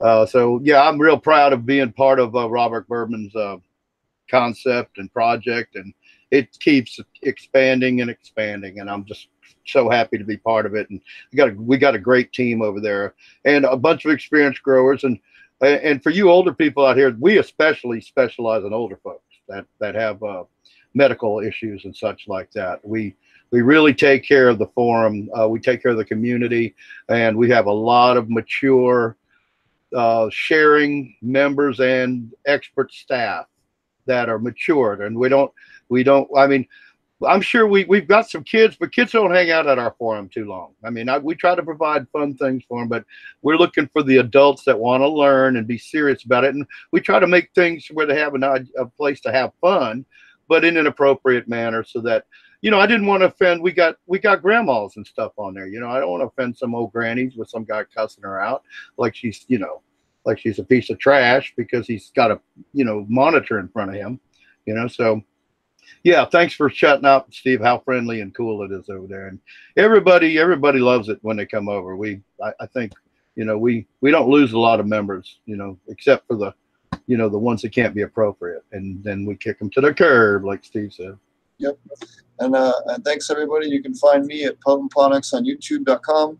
If you're listening to this in the audio format, you can find us on Ponics on YouTube. If you're listening to this on the YouTube version, you want to listen to this in an audio format, we are available on iTunes, Google, Android podcast, whatever it is these days, because they keep changing it. iTunes, SoundCloud, iHeartRadio, all different kinds of stuff. Did you hear iHeartRadio? I think I accidentally clicked on that. And if you're interested in taking any classes, Marty and I also teach an aquaponic cannabis class. The next one is available the last weekend of April. If you're looking to check that out, it's been featured in many different publications. Thanks a lot for watching the show, and we'll catch you guys again next week. Or actually, not next week. We'll catch you guys again on Thursday. Sorry. Still getting used to the 2 days a week. We'll catch you guys in a couple of days. Cheers. Good night.